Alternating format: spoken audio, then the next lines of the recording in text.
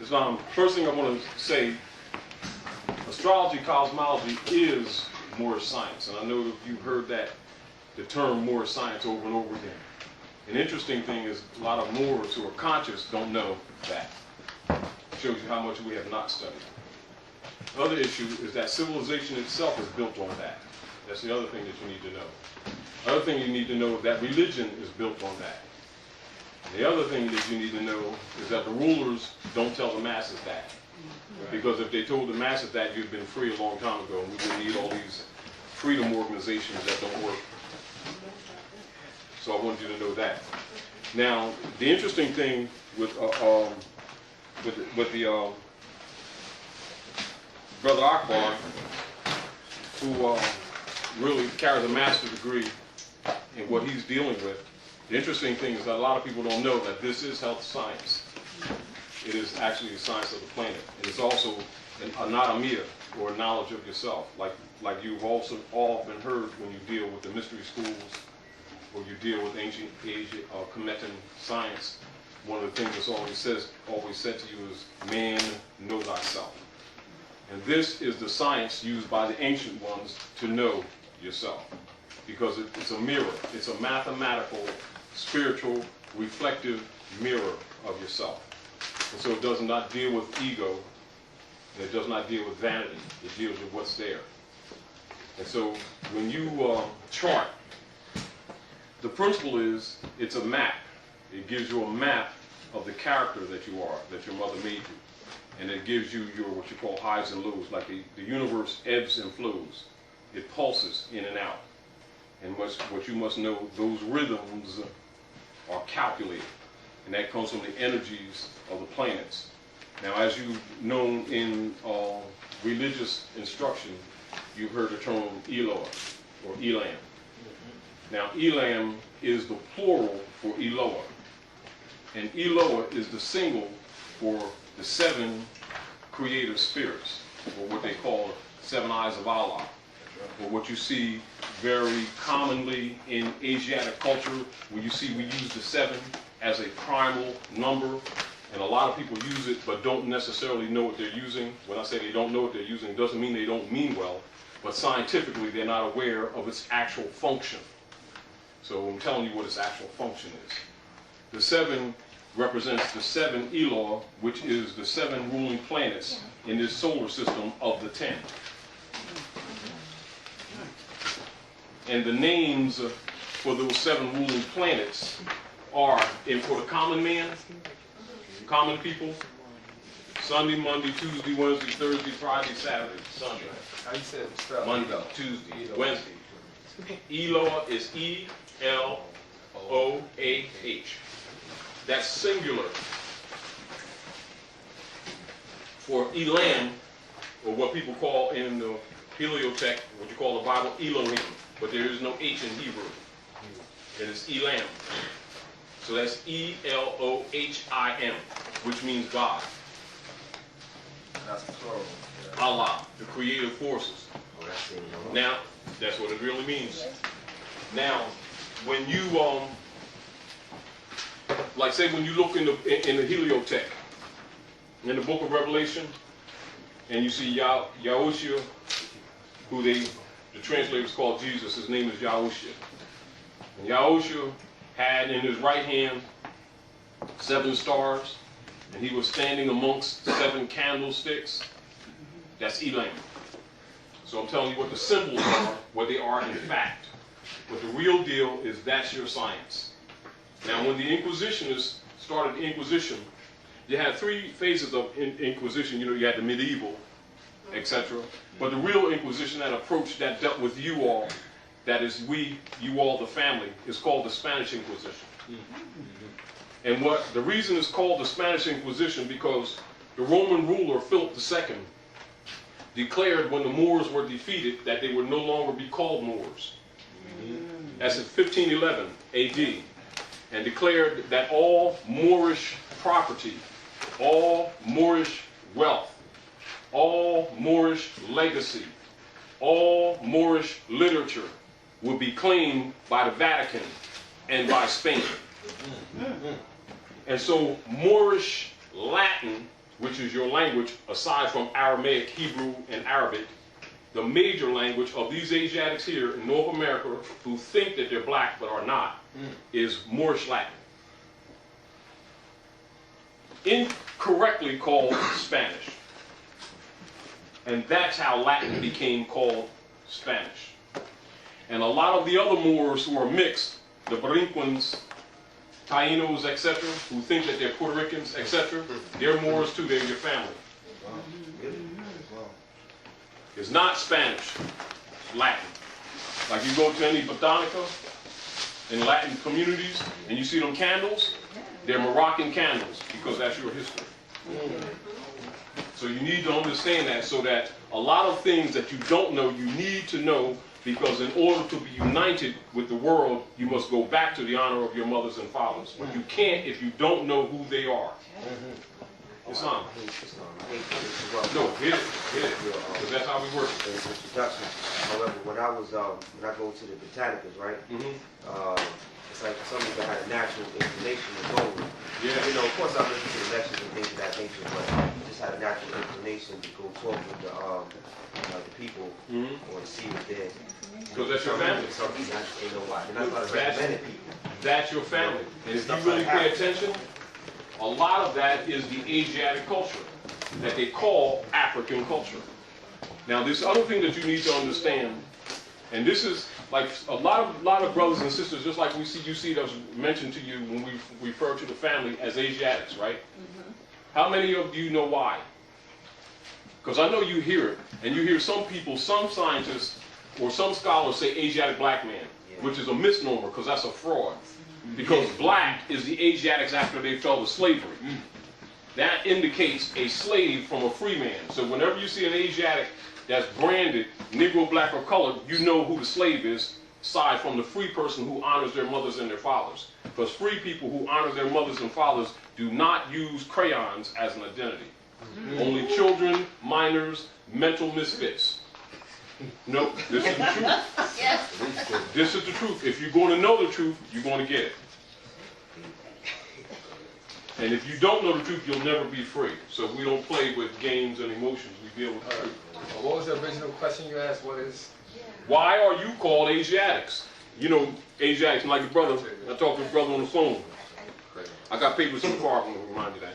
But I want to make this point to you. Why are you called Asiatics? I think because Africa and Asia is connected. Correct to a degree. So let me school you. Do you know anything about Hannibal the Moor? Hasdrubal?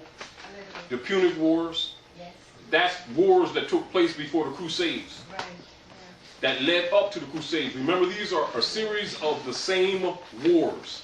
Right. The Punic Wars. Right on up to the Christian Crusades. Right on up to the Battle of Tours, 732, near Poitiers, France. What war is that? Right? Punic? Punic. P-U-N-I-C. Get familiar with it because it's your history.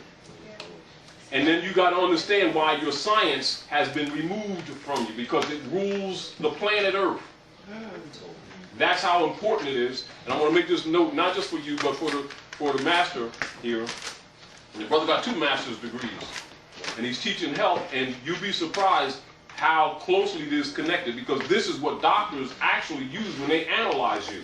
But they'll never tell you that. So I want you to pay close attention to what Sister Ross is going to give you, because you know how the Bible says, physician, heal thyself? Guess how much it means that? Absolutely spot on. Right. In the book of Genesis, and in the book of, I think it's Deuteronomy, we give you the food laws, when it says, every herb-bearing tree shall be meat for you. In other words, everything that is here that comes to you generally as a sickness comes from 9 times out of 10 what you eat. 9 times out of 10. Unless some outside injury comes to you. So you need to know your body, and you need to know the earth, and you need to know the cycles of the planets and the energies that affect the earth and the seasons in order to know yourself. That's why it says there's a season for everything. Everything has its season. But you must understand that. then when you see the cross that they use in Christianity like that, it don't mean what you think it means. It means the 4 gates. Do you understand what I'm saying? So don't get spooked about it, and don't think that because somebody else uses it that it ain't yours, because that's yours too. And that's really the Holy Cross. So how, does that take away anything from the cross when they put this dead person on? No, it explains it, because I could explain that to you too, because that's actually movement of the planets. Meaning that Yeshua, Yeah, they have the prophet who they intended to murder, the dead man on the who they intended to murder, Yeah, they never really successfully killed him, I didn't. because we took him off. And we took him, the white brotherhood took him, of which he was a part, because he was a white man. But it's not a European. White is a status. And that's another thing that you have to be very clear on. It's a status. It has nothing to do with complexion. You're a white man until you all fell to slavery. Now you're black. That's what your slavery is. It's a status. And our people need to understand that, because if you want to understand the science that runs this planet, you need to know the language that really runs this planet. That you may have assumed to be something that it is not. And by you not knowing the language, because the culture is in the language, that is how they lock you out without putting a chain on you. So understand, being introduced to your science is freedom on many fronts, more than what it appears to on the surface. Furthermore, in secret societies, the coded messages that they get and the coded passwords is really relative to this very science. The church, when you talk about cardinal in the church, is based on this science. When you talk about deacon in the church, based on this science. Those are code words. And they know it too, but they will never tell the people in the audience. Thank you. Do you understand? When you walk and you see church doors, and you see the church doors with red doors, you know what that represents? That represents the blood that mother produces every 28 days, 2 hours and 52 minutes with the cycle of the moon, and drops an egg to produce humanity. And the 2 pillars you see at the door, they are her legs. And so I heard at the lecture that the shape of the church doors is the, like the entrance to the... It's the uterus. It's entrance to the Right. uterus. Yes. And you see the pews on both sides? That's the ovary, left and right, with her offspring. Yes. Now those are the real truths. And so when you know the truth, you'll be free, because you're no longer spooked. And also, people can't take your lunch money. Right. Well, it's like it is. Then you don't need a middleman. So this science is being presented to you by Sister Rasmariah, and she's been teaching astrology for quite a few years. An interesting thing about her, because she's always taken an humble position, is I remember a few years talking to her earlier that because it's natural to her, you know how like some people don't recognize what they have? And I'm not saying that she doesn't recognize what she has, because she does. At a time, I felt that she didn't recognize what she had. Not that she didn't in the sense of what its value is, but how serious it is relative to the operations of world's governments, because most people who know it don't relate the two, because it's never presented to you that way. And most people don't know that it's true religion. It's real Islam. It's real Judaism. It's real Christianity without the colonial powers. And none of them will tell you that. The rulers won't, because you won't take care of them and Susie at the Bahamas. But, you know, so they tell you they won't give Jesus his half. No, that's for Susie, because they're going to the Bahamas. You know, it's really true. You know, and this is where the Nazarenes say, know you the truth, and the truth will set you free. Because once you know these truths, you don't need a middleman no more. This is also what the book says, physician, heal thyself. Now, the issue is, the reason why you call it Asiatics is because, and as you said, they're connected. Well, this is the connection. All of the planet is called Asia. And then you have territorial Asia. Asia Major is where Tiani is, which you call China. And Peru, that you call Hindustan, which you now call India, and Lower Asia Minor is Tameri, or what you know as Akibalan, which you call now today falsely Africa. That's it. And so you think you're Africans. Tamoi, yeah. Yeah, Tamari. It's like Merry Christmas. Tamari. And so you are Asiatics first. Now, back to the wars. When Scipio Africanus, the Roman ruler, defeated the Moors, the tradition was to put the name on what they conquered. And this would be added to the middle name, or just before the cognomen. And this was a trophy. And so when they conquered Queen Dodo's territory, because Queen Dodo is the one who had the territory that was established on northwest South Asia. And she came from Tyre. That's why you hear a lot of times in the secret societies talk about the king of Tyre. Well, Dodo was his daughter, and she was the queen of that area that you call Egypt, Liberia, Morocco, Tunis, etc., that northern coast. And when they conquered the Moors, they named that area Africa, after Scipio Africanus, the Roman ruler. However, the real Africa that they named was actually where you're standing. That's the Masonic secret. So you're standing in Africa. And that never really was Africa, until they twisted the maps. That's what your mental slavery really is. And that's what the Masonic secret is. That's why nobody won't tell you. Because if they told you, you'd have been free a long time ago and still thinking you had to go to Mars to go home. Does the Black Masonic brothers know this? Let me tell you, all scholars know this. There's a lot of scholars, well, let's put it this way. Let's be honest. You know, sometimes, like say for instance, you write a book, right, brother?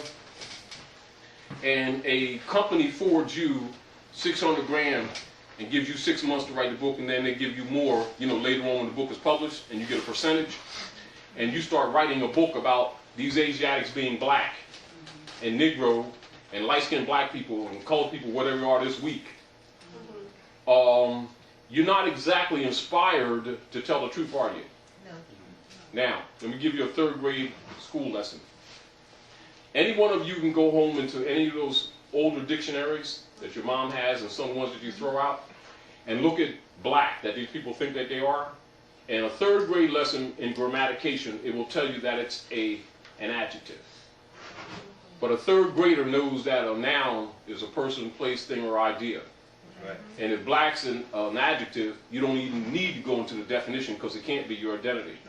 However, you do have a lot of adults with the minds of minors, like little boys and girls, who actually think some nation called Blackadonia exists somewhere in Africa.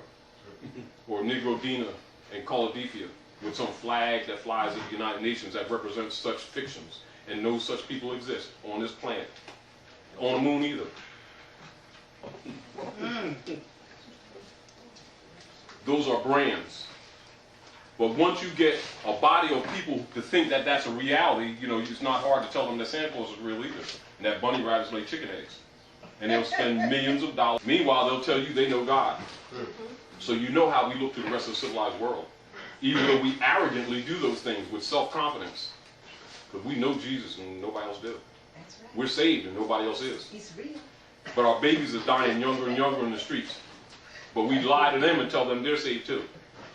But of course, people don't have the nerve to tell us to our face that we're, the only thing black about us is our hearts, because we're black hypocrites and liars.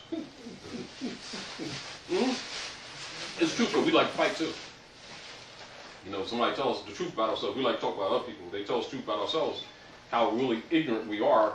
They know that we are not nice people to get mad because we do stuff. Do you understand what I'm saying to you? And I guarantee you that the very things that we're saying to you today, all religious leaders know. Imams, reverends, priests, industrialists, politicians, all of them are Masons and Eastern Stars. And don't you think that they're not. And don't you think that they don't know this knowledge, because they're giving it, except they pay thousands of dollars for these degrees that are given to you today for nothing, almost. Right. And in a short period of time, Now, whether your mind is open or not, that's on you. But I'm just telling it like it is. But the deal of it is, it ain't no insult, is it?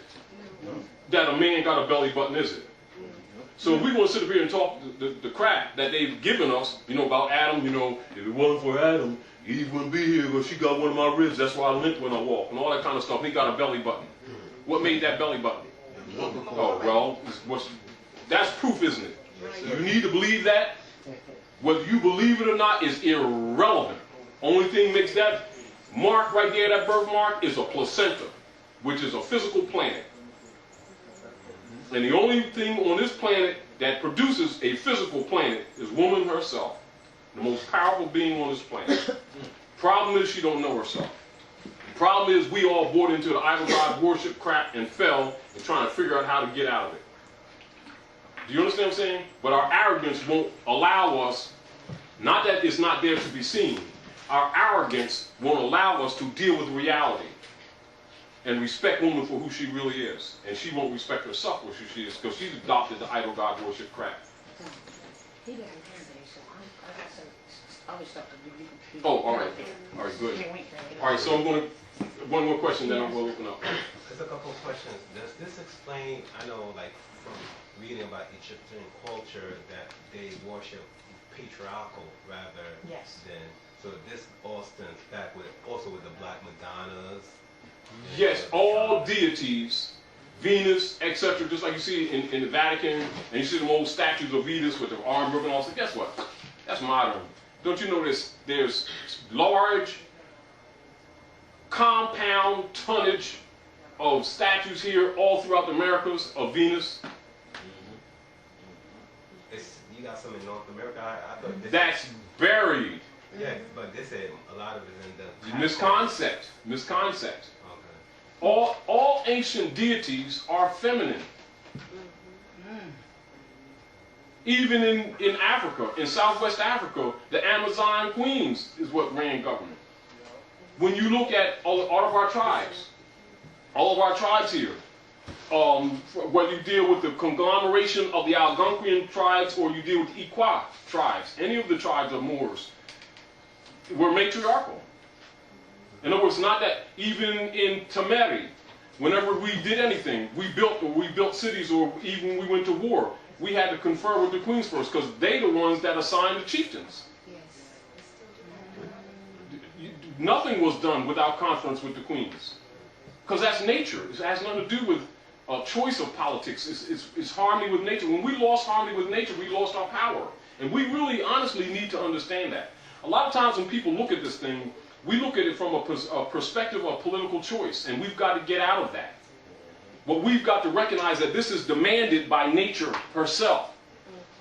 And when you get out of harmony with nature, she will kick your keisters because you don't play with her. But of course, when we adopted the idol god stuff, we think that whatever we choose to believe, we can make it be. We have the mental power to create some things and to make it be, but we get the hell that comes with it. Because you don't violate the laws of nature and not get a consequence. Because this universe operates on cause and effect. And when you think it doesn't, play with it. And so the deal is, we are here to solve, quote unquote, the so-called Negro problem. And it can only be really solved with truth. I mean, we have to go back to that state of mind of our ancient mothers and fathers without the BS that we've layered it with belief systems that have nothing to do with true origin. And so, if you're going to tell the truth, tell the truth. If you ain't, play the game and watch this stuff continue. And she's going to start killing our babies even younger, so make sure our little evil asses don't come back here. No, it's the truth. So you got to understand how nature works, because she's not playing. And so the deal is, if you want to save these generations, because they still certainly represent you, because it ain't joking. You ain't bearing a lot of people with gray hair no more. You're bearing over half of them that ain't even reached 25. And nature's warning us. Now, we can keep playing this idol god crap that we want and lying that we saved and all this stuff, that we got Jesus and Allah and nobody else do. Keep it up. Because she will make sure that you're extinct. And so anything that's walking this planet that continues to call itself Negro, black, and colored won't be breathing in the next decade or so. Now that's the real truth. Of course, That's honesty, and that's blunt. So the deal is to turn your hearts back to your mothers and fathers, that you do not continue the actions that will continue and cause this curse to smite this earth, because that's what's happening. You ain't seen no floods and storms and stuff yet. You just seen a taste of it. Because everything that we look at from a material perspective that we think we're going to maintain by maintaining our BS lies is going to come down, including our fake securities. You know what I mean?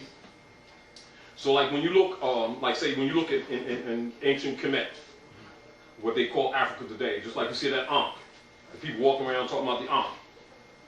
Well, the Ankh is a uterus, 2 fallopian tubes, and a birth canal. That's a matriarchal rulership. It ain't got a daggone thing to do with her sons.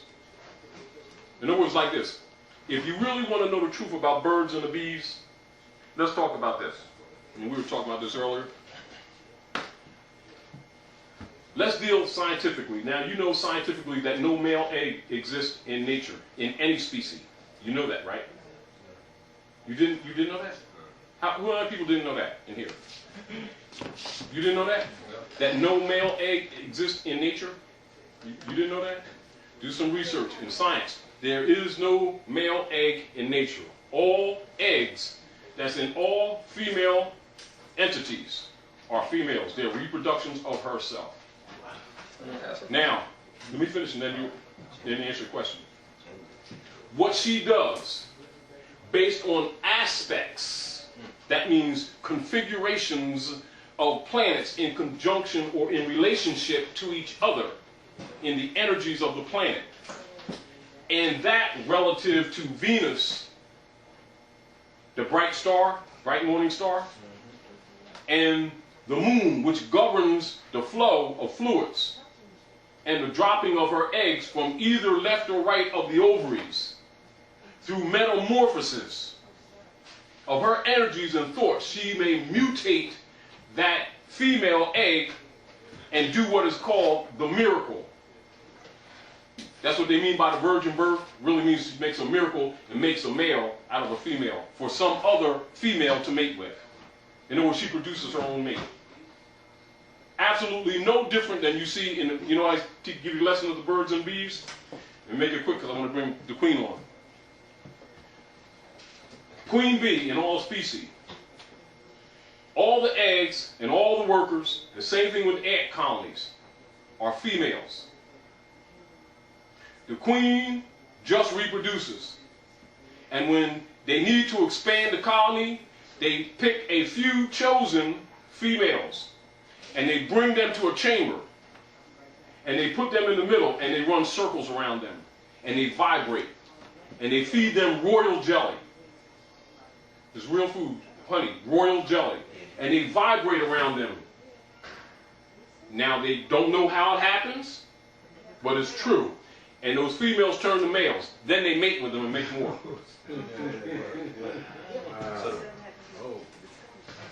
And guess what? That's the same thing that happens with you, just that you don't know yourself. This is why women always outnumber us. So you need to know that truth. I agree with what you're saying, but one particular animal, they kind of do it different as far as with the... where they mutate and become a male and female. Certain frogs do that. Certain lizards, but yeah. the seahorse too. The seahorse... Seahorse does that. What is it? The female like shoots her eggs into the... When it's needed, but it's always a female. And another fish does that too. Will turn into a male during that breeding season. And they do the same thing. They vibrate. Now, the point that it's saying to you is there's workings in nature that we need to be familiar with and understand in order to understand ourselves. But it is only the reason why we don't understand a lot of things is because we've been steeped in belief systems that have nothing to do with mathematical sciences. When you go into the sciences, all that you need to know is already there for you. You know, like the Bible saying, the Quran saying, the Uwasbi saying, look around you and know that I'm God. I mean, if you study your environment, there's your mathematical proofs there. But we keep looking for mysteries because we were presented with mysteries. Well, life is not a mystery. It's only a mystery because we won't deal with science. Do you understand what I'm saying? But once you deal with science and that which is, there is no other argument. At any rate, before she gets sleepy, because I know her sister, she was up, this sister, I mean, up like 6 o'clock, working. I'm telling you, she's amazing. And then here she is again.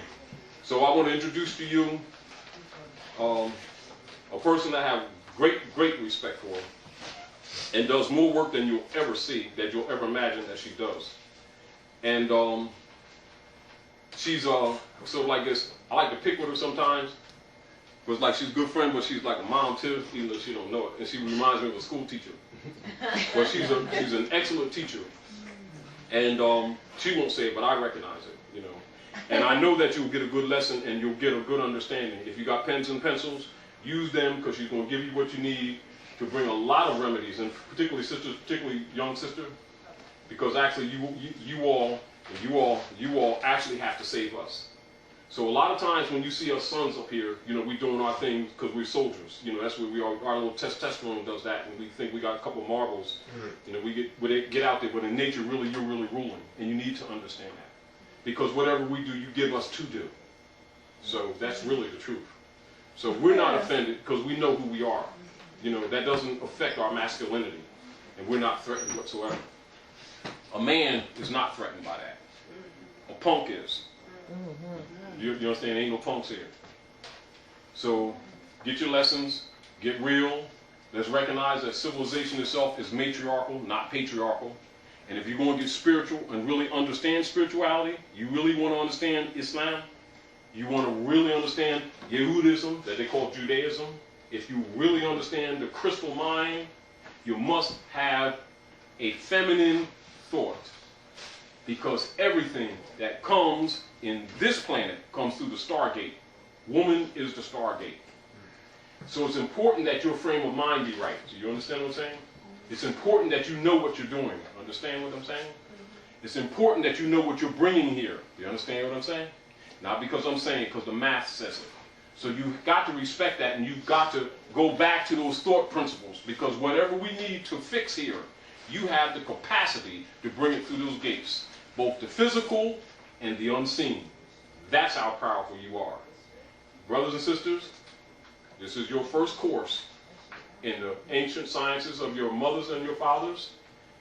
Astrology, which is astrologics, which is star logics. Means star common sense. And here's your master teacher, Rasmariah Bey. Gee, thanks. First, Islam, peace, and love to all.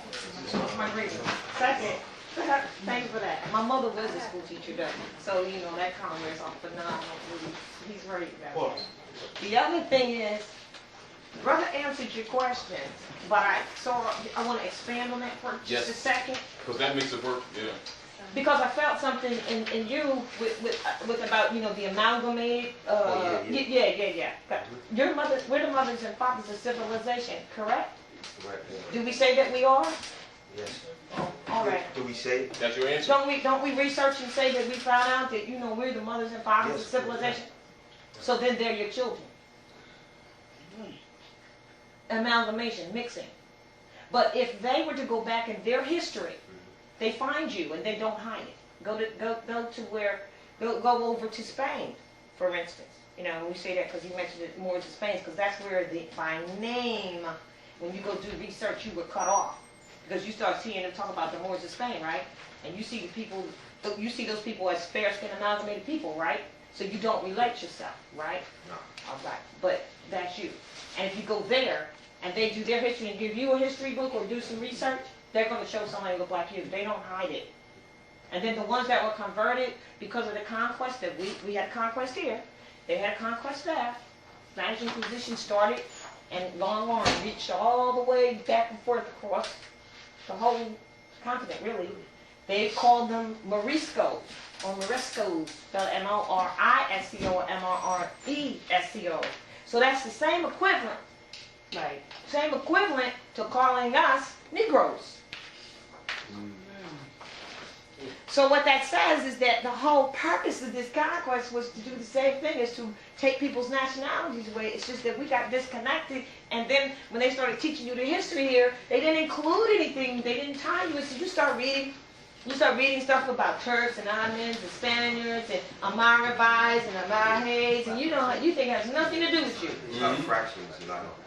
Those are other political, family, tribal, if you will, names that were applied to the mothers and fathers of civilization, you and your ancestors. But you don't know that. So when you read it, you just go right over there because you think you're disconnected. But it's because of my people perish for lack of knowledge. So these are the things that study, you would find out. Here's the real kicker. If you open the encyclopedia and read that, they don't hide it. If you look at the definition, it's not hidden. It says the Moors of Spain, for instance, which we are related to, it'll tell you where they came from. Northern Africa, Mauritania, Mesopotamia, Berbers, Arabs. It's 7 different things they call you in one definition. Saracens, yeah. Saracens. It's all in the thing. Carthaginians, all of it. It's not hidden. The problem is we do not connect ourselves to our ancestral names, or our ancestors, and our family names. It's really not that complicated. Now when you do connect yourself, now you've got your history. So anybody who goes back and studies, any scholar that stands before you to studies, if they don't come back and tell you that, then they have some other agenda. And part of it is because we looking at a bunch of people that don't have a lot of courage. But I'm going to tell you about that in the cosmologically speaking, and then I got you. And then your question in reference to where these statues were found in the catacombs. Just know this: North, South, and Central America is America. This is the hub of civilization. These lands. So in the Central was mostly where a lot of the experiments were, and a lot of the the laboratories were genetic. I'll say exploration. Hybrid experiments, which really created the mankind, because you're man, and then there's mankind. 2 distinct different things. Mankind, kin to man. Kin to man. Genetics that they say they learned now, you don't think that your mothers and fathers, the ancestors, did that? What do you think Genesis is? Genesis is genetics. Genes of Isis is Genesis. You don't think, didn't the scripture tell you there was nothing new under the sun? Right? So we were doing the genetic, I don't like to say experiments. They were hybrid experiments, right, dealing with plants, animals, yeah, and finally with the human, which is how the Romans were made. Exactly. Do you really? That's it. So now that's another whole lesson. And I see the brows going. You've heard of Jacob's experiment, Yaqub. Yep. Thank you. That's where the Yaqub comes in. That's what it is. You heard Elijah Muhammad wasn't north when he. Central No, America. it's just that we It's didn't have other absolutely keys. true. We didn't have other keys. In addition, what else is associated to that? Darwin's theory. Okay. From their perspective. And then it leaves that there was a missing link and this and that. And you know good and daggone well you did not come from, well actually, what's the proper name? They say eight, but the proper name is... Troglodyte nigger. Now, right there. Look that up in the encyclopedia and it'll tell you it's the hybrid. And they say in it that they are nothing but hybrids. It's not hidden. This is not hidden information. Well, it is and it isn't. It's only hidden because they don't talk about it. Right. Openly. But it doesn't mean it's not true. So Darwin theories come from their perspective to explain that. And then you have a newfound interest in the island of Dr. Moreau. You know, because that's what studying does for you. You know what I mean? All right, peace. And so I wanted to just answer that to you. Oh, no, I want to show this first. This right here. And that's the leader, right? I'm glad you found that because that's what I was doing. So I wanted to answer that for you, that North, South, and Central, as his brother explained about, Africa. Everybody want to go back to Africa, but then we all know that was named after European. So, Ada, what is up? We got to go further than that because we're the mothers and fathers of civilization. So you don't stop. You don't even stop in Egypt. Yes. I was just going to ask you how you spell amalgamation. Amalgamation.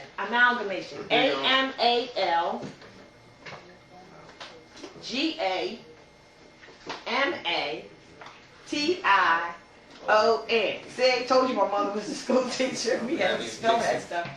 Huh? That means mixing. Mixing. Amalgamate something was to mix. Why do you think this was called the Great Melting Pot? Why do you also think in your studies this is called a mixing, a mixing, Mexico? See? It's all, so all the things we're saying is not our opinion, these are facts, and they prove themselves. Just start thinking. Can I add this? Sure. Remember, like a lot of times, how many of you are familiar with the Quran? All right, you know how like when we gather up the blue eyes, when they gather up the blue eyes, like you see in some secret societies, where they have the blue eyes with a swat cloth around them and they run them across the desert, and they're on camelback, huh?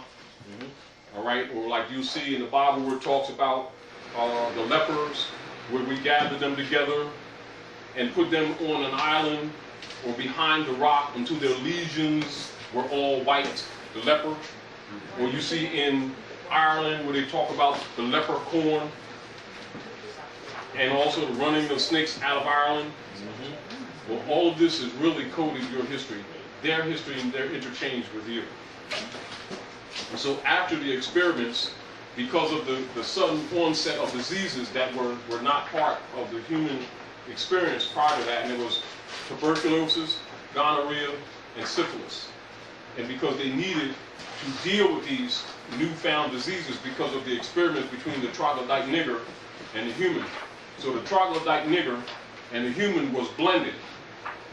And when they blended the troglodyte nigger and the human, you had two problems. The sun was trying to kill the nigger because the nigger had no more melanin, because the melanin of the nigger is in the fur. And so when you remove the fur, the nigger's skin has very little melanin in it, and the sun, in this terrestrial plane, you need melanin or the sun will kill it. It operates just like an immune system. Do you understand? And so the niggers were dying at an alarming rate, and they were developing leprosy, or what you call today melanoma. And so we gathered up the blue eyes and took them to Patmos, or to the Isle of the Fall, which you know today as the land of the Angles, that is called Ingla land, that you know now as England. Now, the troglodyte nigger, if you do research in any good encyclopedia, is the caveman. And so, biologically and factually, the troglodyte nigger is the black chimpanzee monkey, or what is known as Negro Llavero Areva, or the troglodyte nigger. And that's how the word nigger came into the language. The caveman is the nigger. When the apes took over the planet and started ruling, they traded places with you and called you nigger. And when you accepted it, you lost your birthright. Real quick, can you spell troglodyte? T-R, they also please. What everyone. And you know, like we were saying earlier, that's a whole nother lesson that we really need to present to you as well, because these are facts that you can look up yourself and find to be true. If you look up troglodyte, you're going to find them say that is them. It's not. It's in there, and that they know that they are Troglodyte. Troglodyte nigger. So that's really a European, is what you're saying. Yes. What's the scientific name? That is it. Anthropopithecus is the scientific word. And so what's the difference between the Anthropopithecus and It's called It's also called Cro-Magnon. the same thing? Paleolithic, that's where you get paleface from, Paleolithic, and Neanderthal. And they're all the same people. They're that all the basically move in same, different they're spots. those branches of the experiment in stages, and there is no missing link. The missing link is your knowledge of the history and the experiment. But the Christians burned so many books that it is not available to the common public, but all scientists and all rulers are absolutely aware of the experiments. And they're also aware why Europeans die in North America at a rate of around 95,000 a year due to the sun killing them. Because they're mutants in nature. They were designed for us to blend back with. But when they chose to be God and started the Roman isolation codes, which they teach the public as segregation, they stopped the cycle of the blending. And in doing so, nature's killing them because they weren't designed for permanency. That's suicide. They were designed to blend. The mixing pot. Now that's another part of the secret that people won't tell. So most of us have nigger in us, but we're not niggers. You must understand that. Now let me get back to why we brought that up in the first place, all right? Because this is another lesson. They're really contrary to what they say. It's in the thousands. They have it like 1.4 million or something. Lucy. Well, that's the bones, but that's not European. Okay, that's what I'm at. That's what you have to understand. In other words, anything that you want to find ancient is the Asiatic woman. Anything that you want to find that lives here came from her. What is it, Niger River? Isn't it Niger River? Rio Negro at Manaus in Southwest Africa, that the people call South America, Southwest of Mexico, that is Brazil, in the United States of America, Brazil, near Manaus, the city of Manaus, where the Amazon River and the Rio Negro meet or merge in Manaus in Southwest Africa.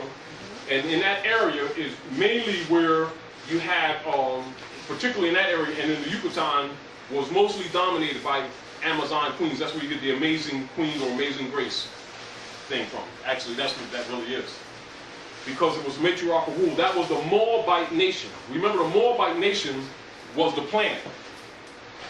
After the blending or the amalgam experiments that took place mathematically in the Pyramid of the Sun in Yucatan and what you call Mexico. But the actual biological experiments, most of them took place, the mathematics took place there, but most of the physical experiments took place on the islands, on the Archipelago, and in the United States of Brazil, and along the Amazon River and the Amazon Valley, or what you know as Patagonia, which is closer to Argentina, which Argentina, when the Moors ruled, was Patagonia. So the European really has no origin in Europe. His origin is actually South America. But also that's kept secret from the people. So we gathered them, and then we had to abandon some of the cities in Central America in ancient times because of those experiments, and they shut the cities down.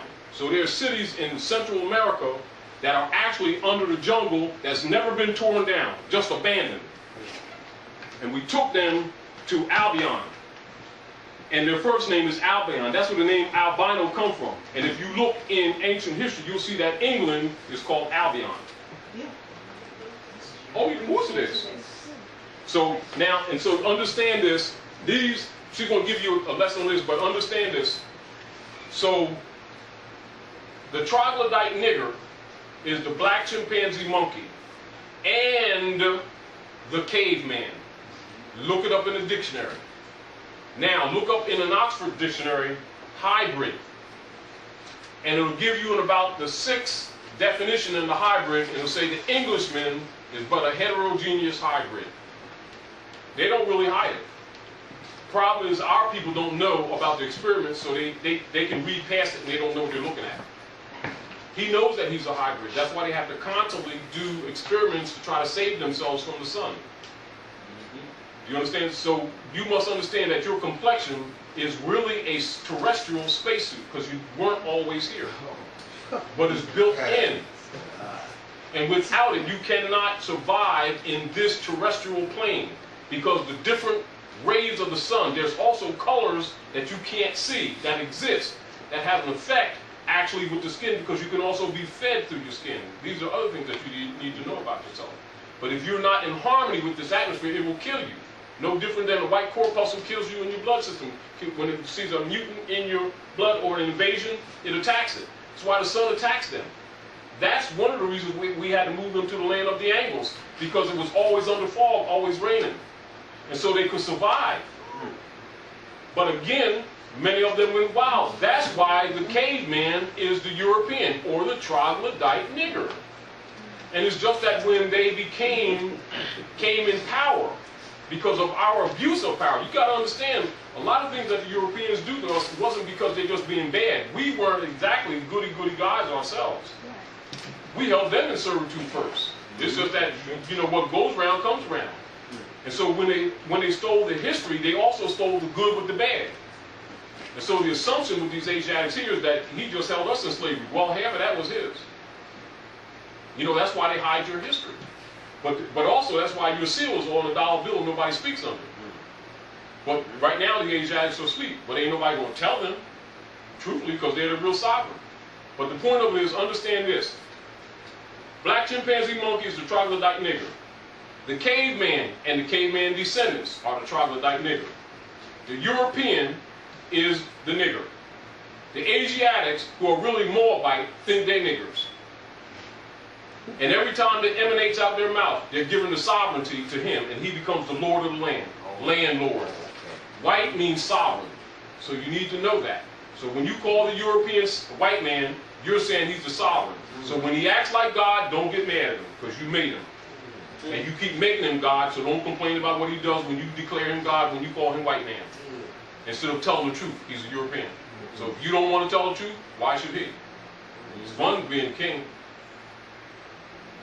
Oh, excuse me. I got it. I brought that up, which, as you can see, there's a lot of information that we don't know that we need to know. So people spend time trying to do research just to bring little things like we're bringing to you now to open your mind. But that's another lesson. It really is. It's not. That's not what this lesson is about. But you still need to know it because it's very, very important. Yes. Well, you speaking of little bits of information. I remember speaking with you. You was telling me about Baltimore being Baltimore's Baltimore, right. Baltimore's. Right, and then you were saying something about heal, and then healing. You was making the connect. Like in certain things, in talking to you, I noticed how you made certain connections with words. How do you, you know, like that bits of information? How do I do that? Yeah, how do you is it like? I mean. Because I recognize that I am the mother, and we are the mothers and fathers of civilization. So when you know that and you read things, you connect them in that fashion. So you make the connections like that in well, also in history. I mean,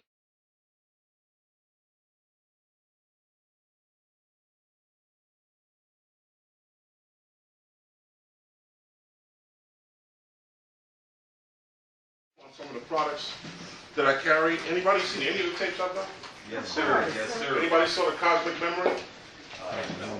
That was the latest. And I do have 3 copies of the last lecture I did dealing with color vibration and dreams. You don't want to miss this particular DVD because it is actually very heavy and very important to you. On that DVD, I talk about, how many of you heard about the violet flame? Yeah, you spoke on that. I have about 3 charts left on the violet flame. These are techniques that you could use to protect yourself and to make things happen in your life. It's up to you. Just like the brother said, your thoughts are everything. Violet flame chart. Also on the DVD, Cosmic Memory, I talked a little bit about color vibrations and how to use them in certain rituals. This is the visualization technique for anyone that may be looking for a mate, to attract the correct mate. This is a chart to tell you how to do that. There are certain color vibrations that you could attract any person that is vibrating or magnetized to you by using certain colors. Also, on the back, there's a secondary chart visualization in front of you, in front of the person you wish to transmit a message to. Sky blue is the color of transmissions or communication. That's where communication takes place, in the sky. So you could visualize those colors surrounding the person you want to communicate with. Now these techniques show you how to deal not with the person's mentality, because if you're dealing with a person, especially black folks, most black people are bipolar or schizophrenic. So if you're dealing with the mental capabilities of the person, they have the ability to reject things that are good for them, just like we reject the food that we eat that is good for us, and eat poison. So your mind rejects certain things based on programming. But this chart shows you how to reach above the person's mind and into their God mind or their oversoul. Everyone has an oversoul where their thoughts linger above them. And you can communicate with their oversoul where they have no chance of saying no to your request or your transmission. Oversoul to oversoul, surrounding yourself in sky blue. And I'm not going to give you the whole ritual up here. You have to buy the chart. Or get the DVDs. Okay? Chart is 10. There's the color, color, vibration, and food, which is the colors on the back. You have to, if you study colors or get the DVD that I have, it'll teach you about all the different colors and how to use them. Stay away from chicken. Chickens have mustard yellow chakra system, which deals with fear. And if you take the feathers off a chicken, it's yellow. So people who eat chicken, which you've been eating all your life, basically, and you have a lot of fear in you. Most genetically altered animals also have a mustard yellow chakra, like cows and many others. But this one shows you the type of food and the color vibration of the food. And you could use your mental capabilities to transform any type of food that you may be eating, even if it is poisonous, like jelly beans. You could take different colored jelly beans and visualize them as a piece of fruit. Understand that. So this chart deals with that, and this DVD that I have. And last but not least, this is a thought buster. I have a friend that makes them for me. Inside, this is actually made of fiberglass, which is inorganic material. When you mix inorganic material with organic material, you come up with something called orgon. So we devised these orgon devices, which is you have a copper coil in the middle with a amethyst through the copper coil, magnets, copper, and inorganic material. And when put together, it forms what's known as orgon energy. So in any of my lectures, I talked about orgon energy. So this device takes negative energy through the bottom, cleanses it through the crystal, and projects up positive energy, somewhere around the radius of 100 feet. You can put these in your house, or you can carry it around. They have small ones also, but I only have these big ones today. So orgon energy is very important because you also have something called deadly orgon energy. You go to work every day, and the people in your job walk past your desk or talk to you, and their thoughts attach to your aura, and you bring it home in your household and around you, and you walk around with these things attached to your aura. This gets rid of it. This also gets rid of sickness. Very positive energy. Okay? Let's see what else I got here. This one is $20. Also, it's an archetype. Archetypes have energies within themselves. You can take an ankh, and it doesn't matter what you make it out of, it still has that ankh energy in it, based on the shape. This is a nurturing energy. Anybody know what it's shaped like? Have an idea of what this is shaped like? It's translated as breath. Right. It has a very powerful nurturing energy. All right? So, I'm going to give it up and let Taj and them come up. And if you want any of these charts, I'll have a few, like I said, of the pink flame and the violet flame, only about 2 or 3 left. And 3 of the lectures that I did on color vibration. It comes with 1 DVD, 2 CDs. It's $20. Positive information. All right? Thank you, brother.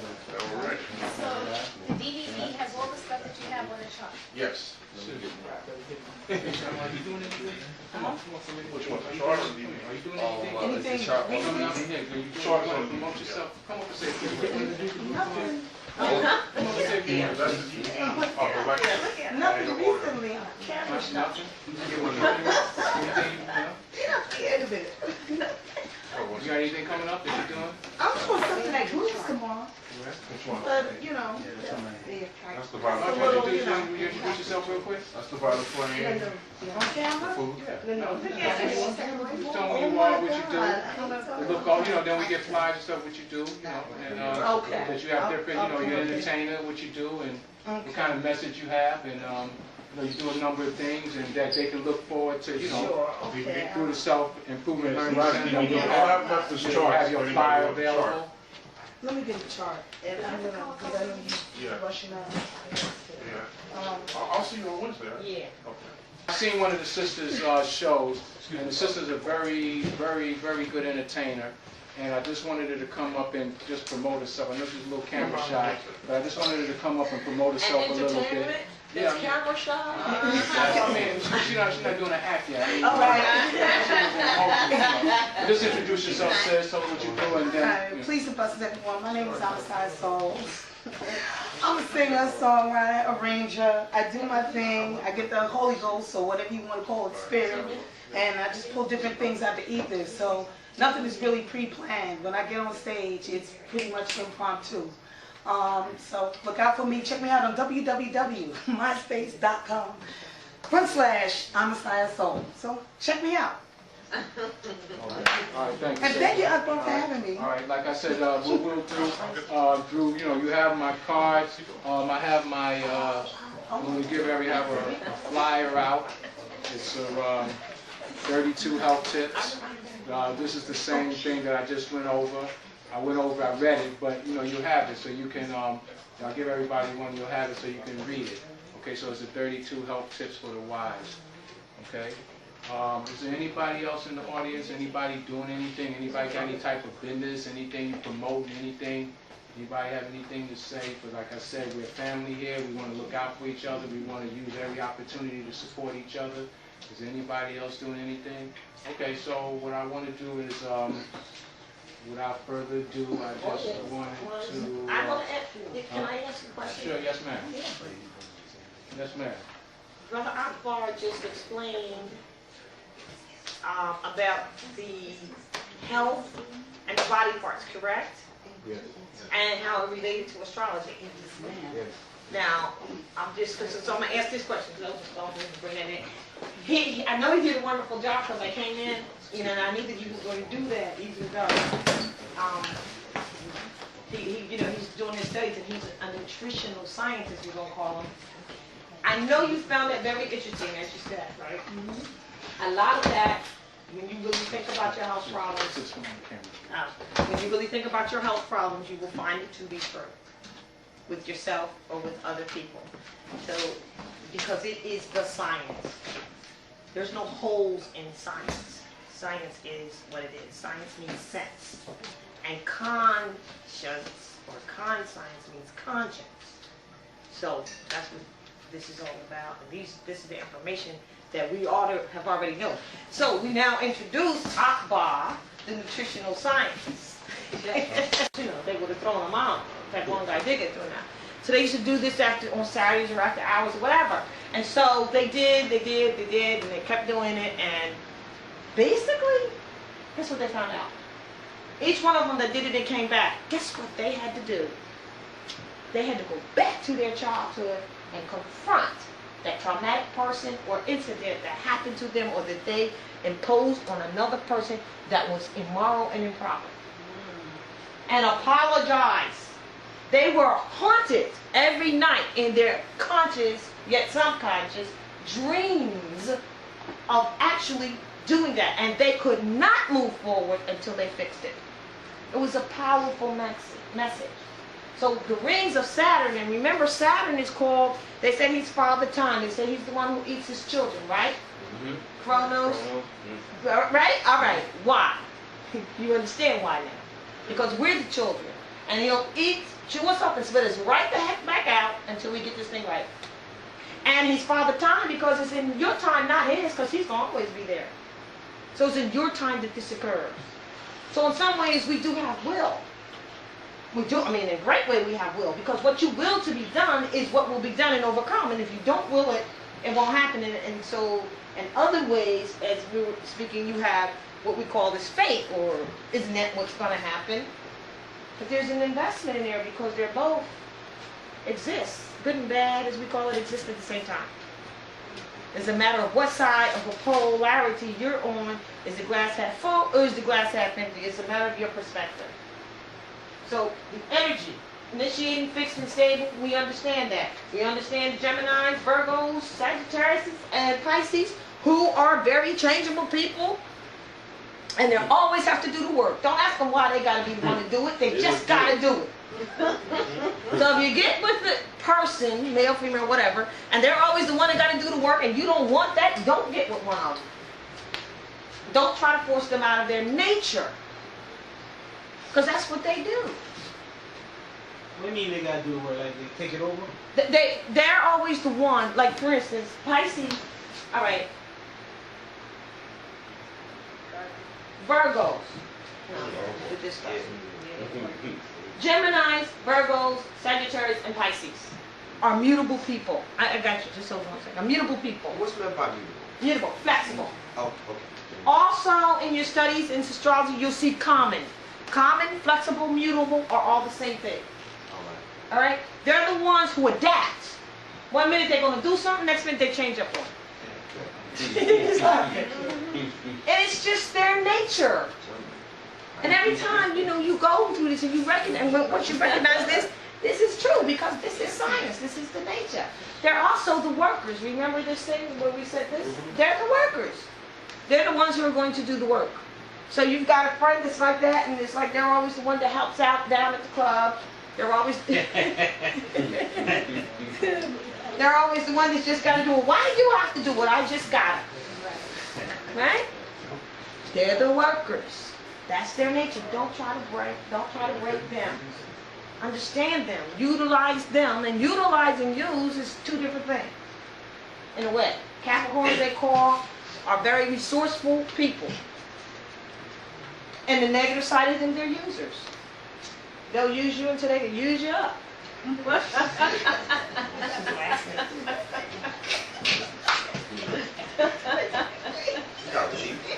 She knows somebody that's a cat. Oh, is it you? No. Oh, are you? Yeah. All right, well, I'm getting ready to hit you on the positive. Don't worry about it. On the positive side, they are extremely well utilizers. We are to utilize the resources that we have. For it, get back to the season again. If this is the spring, and these first 6 are what you're sowing, and then you reap, right? Here's Libra, first social house that's choosing that mate. Now we know a little bit more about how to do that, right? That begins the fall of what? This is about the sun cycle that you're in, that you live under. So the sun's going this way. The sun is going, this way, isn't it? Here's the cardinal signs. You see what I'm doing here? See what I'm drawing here? What's it look like? Swastika. Look like a swastika, don't it? The swastika, that is the swastika. But the way they utilize this, because you don't even know what the swastika is, it represents the sun's cycle of life. But if you see theirs that they utilize during that time, check it. This goes the other way. They're telling you, guess what? We're talking about death. But if you don't know that this is the swastika and it represents the 4 seasons and astrology, you throw it away, don't you?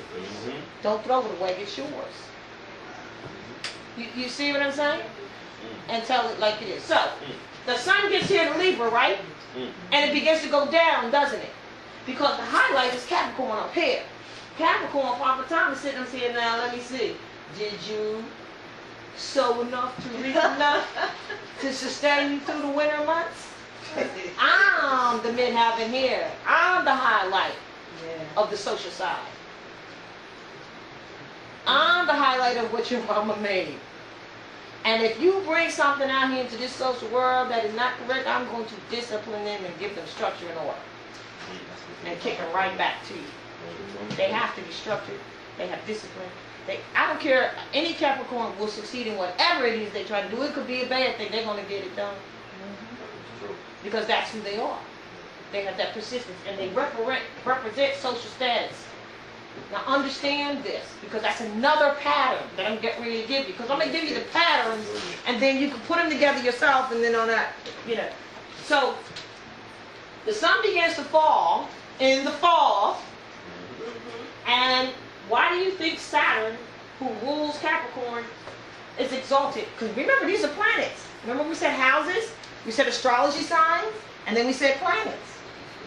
So when you do your personal chart, What's in your houses? What lords? Because the real lords are the astrology signs. Those are the lords of the houses. What's in your house of finance? What's in your house of communication? If you have a problem with something, go look at your chart. Maybe see what's in there. So that house is going to be in your life. That facet is going to be expressed through the characteristics of whatever sign is in that house. You understand? Because a lot of times we just do the sun sign. We don't even do the moon. We don't even know that the moon is our real self. It's the light that shines in the darkness. The dark that comprehends it not. That's your soul. Your sun is just the characteristics that you express your soul, the dictates of your soul. And the ascendant is just the presentation that your soul is cloaked in and presented to the world. That's your body style and type. That's what everybody sees. So that's why a lot of people say, I don't believe astrology because they couldn't guess my sign, because they're looking at your physical body and presentation, which has nothing to do with the moon sign inside, which is the real true you. Let's go ask the Lord. So what is that? That's the Trinity that all churches can't figure out and tell you what that is. They say that the Trinity is the Father, the Son, and the Holy Ghost, which is just not really proper with his mother. Right. Even though Father is mother, which we talked about earlier. She really is first. It's a process. Because male and female, he made him. It's male and female, the woman, who we are man and he's son of man. It's really not that complicated. So we did do that. I got you. I got both of y'all. I just want to get this out because this is a pattern that needs to be understood. And later we'll go through why some of the planets, you got to look at these planets as energies because they are, and they are explained through characters so that you can understand them. But what you need to look at is what planet is in what house, affecting what. And two planets, I'm a planet and he's a planet. If you see that we're conjunct, we're in the same place, you got to look at how we act together. That's like two people that you know. They cool, but don't put them together because they don't get along. So you got to know the energies of the planets and how that energy affects your life or affects that part of your life. So when you see the signs of conjunct, square, sextile, that means it's in harmony or not. Those are symbols that you need to know, which you think is foreign, but it's really not. It's just saying, like this says trine. That means that the planets are in harmony. They're 120 degrees away from each other. It's mathematics. So when you look at this astrology wheel, anything that's 120 degrees away from itself is a harmonious element to the other one. Doesn't fail. You can go backwards, sideways. It doesn't matter. It's all about geometry in the aspects of the planet. I'm going to get to this about Capricorn that I started and finished, and then answer the question. So, just to give you an idea here, by the time you get to Capricorn, if you are, say the first house is you, yourself, right? The fourth house is your self-origins, right? Because this is just another pattern. These are the holy crosses, really. And if I had to project, I could show it better. First house is self.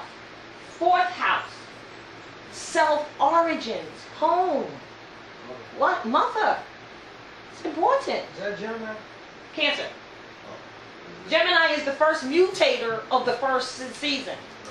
But Gemini deals with your intellect abilities and communication abilities and how high your knowledge base will be is based on the foundation, Gemini. Because Gemini is 180 degrees away from what? Sagittarius, right? What does Sagittarius represent? Your higher knowledge, right? Well, guess what? You better look at Gemini and see what your limitations are to determine your higher knowledge. Because if you got limitations here, you ain't going to get so high. You follow what I'm saying? So that's why I said the first 6 is all you need to know, and it's 180 degree polar reflection. Because this is the personal you, and this is the social you that's put out into society. So self is the first sign. 180 degrees is, well, first social thing. Your partner. Because that reflects you whether you want to admit to it or not. It does. So now when you get there, there's the Grim Reaper. Saturn's also called the Grim Reaper, the rules Capricorn. The Grim Reaper, because he just really has no emotions about, station person, he don't care. You got to follow the rules. She's laughing. It's true. He's the discipliner. And guess what he's 180 degree off? Cancer, who does? Go ask your mama. If your mama didn't send you out here right with this, then sorry. So he's at the gate, 180 of that, to cancel that out. You ain't getting past this. So I'm going to say this. When you get to Libra, again, which begins your social, where you choose the first social thing you do, which represents your partners and stuff, which also represents your enemies, because everything is the reverse of what it is. You cannot enjoy or have something without knowing the 360 of it. If you ask for something, really ask for something, you're going to get the bad, or what you call the bad side of it first. And you're going to think you're not getting it and be unhappy. But you said you wanted it, so you need to know it all the way. Wow. If you get through that, that's why they say there's a silver lining behind every cloud. Most of us don't get past it. Because we start fixing and moaning. Because we don't understand that we're getting what we asked for. We just don't recognize it the way it is. There's everything is good and bad at the same time. That's what's amazing about it. It's at the same time. Now, get to Libra. First social house, keep going here because it's important. Capricorn is waiting. He can't wait. He can't wait to give you your disciplines. Right? So he starts saying, Dad, I like Libra. So when you do your chart, when Saturn and Libra are together, Saturn is exalted in Libra. He likes it. Why? Because Libra begins to judge. To judge, right? He's sitting there saying, I'm gonna dole out the punishment. That's why they go together. All of this is just samples of your life and mixing of your life and elements and things. So your first house is yourself. Your seventh house is everything that opposes yourself, and that is your mate. You hear what I'm saying? And if I could just do this, because I know we got questions and I want to answer them. If I could just do this right here, can you understand the outline that I'm putting here? Next time we're going to bring in a projector. Did you see what I just did right there? All right, I want you to understand that this is Capricorn right here. This is and this is Aries, right? Right? That's a cross, isn't it? That's a holy cross in astrology. There's 3 of them. The first one is the holy cross itself, which we're discussing right now, which is self origins. Self is Aries. Self origins is Cancer. Home life. Now, what opposes Aries, or what's 180 degree of Aries, is that Libra, didn't I say earlier? That's where you choose your mate. They balance out each other. Whether you are aware of it or not, they're a reflection of each other. So how you walk with yourself is definitely going to relate to your mate. And you can pretend that you are perfect and all that if you want to, but that's what happens. That's science. Cancer is your home life, right? What's the 380 there? Capricorn, right? So what is this? Self origins, right? Everything opposing self, and the way others see yourself is Capricorn. That's why Capricorn handles status quo and how society sees them. Status and social standing. Because they deal with how you are viewed in the public, in the social eye. So that means that when Taurus makes the money, worries about making the money, and this is just another cross, but just give you how this pattern is. Make the money. And then Virgo says, good, we need to have possessions, but how we going to get them? What's our service to mankind going to be? Or what's our job going to be? And then you get up here to Capricorn, which is a part of that too, because everything mixes and it's always elemental. He says, well, that's great, we got the money and all that, we got the job, but how are we going to enjoy it? They worry about how they're going to enjoy what they have. Status. See how it blends? There's a blending there. Those are the holy crosses. and I'll do the last one, but before I do the last one, there were some questions, and you were first, I believe. Yeah, I'm a Gemini. I don't really like that word limitation, so if you could explain that. Limitation. I was using that as an example. What I'm saying is this. This goes for every last one of them. These bottom 6 signs that I told you are your personal houses, are your reap and sow, cause and effect, right? So I'm saying to you that I use Gemini as an example, but I could use Taurus as an example. Let me use Taurus as an example, then I'll clear up Gemini for you. Taurus is about your possessions, correct? Mm-hmm. Well, what's Scorpio about? Desires, right? Well, the things you desire are the things you possess, isn't it? Mm-hmm. And the things you possess are the things you usually desire. That's why you got them, right? So, look at the second house of finances to determine whether you're going to get the things you desire. If there is some limitation there or whatever, then I'm saying limitation or you know, some planets or planets that make an aspect that affect that house that makes it negative for you for that to happen. Or maybe you got to struggle a little longer or some other things you got to correct or whatever. Then that will determine what's going to happen in Scorpio and you reaching your desires. Does that make sense?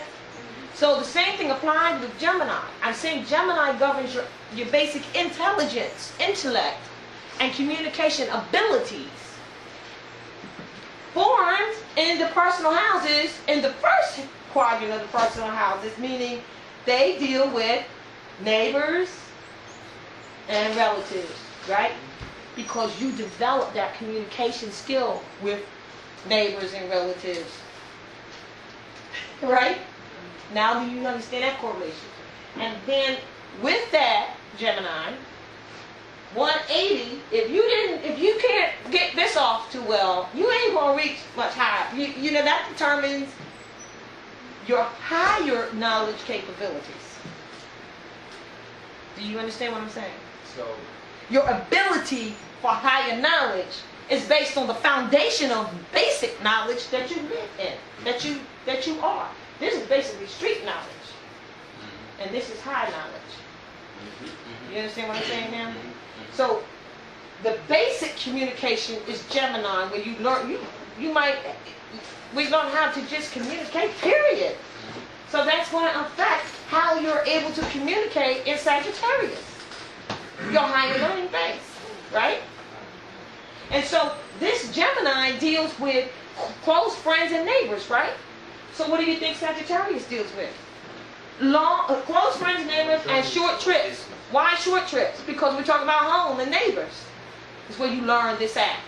But when you get to Sagittarius, we're talking about long trips and your mate's neighbors. Because this is social. And social, it means, when I say mate, it could be business partner. Don't mean it's necessarily sexual, intimate relationship. That means anything that's in the social world. You follow me now? So now do you understand what I meant by Gemini being the base of your intellectual abilities and communication abilities? Thereby, if it's stunted for some reason, that will affect how high you can go, or it will determine how high you can go. But some people may not be able to communicate this way, but they can communicate that way.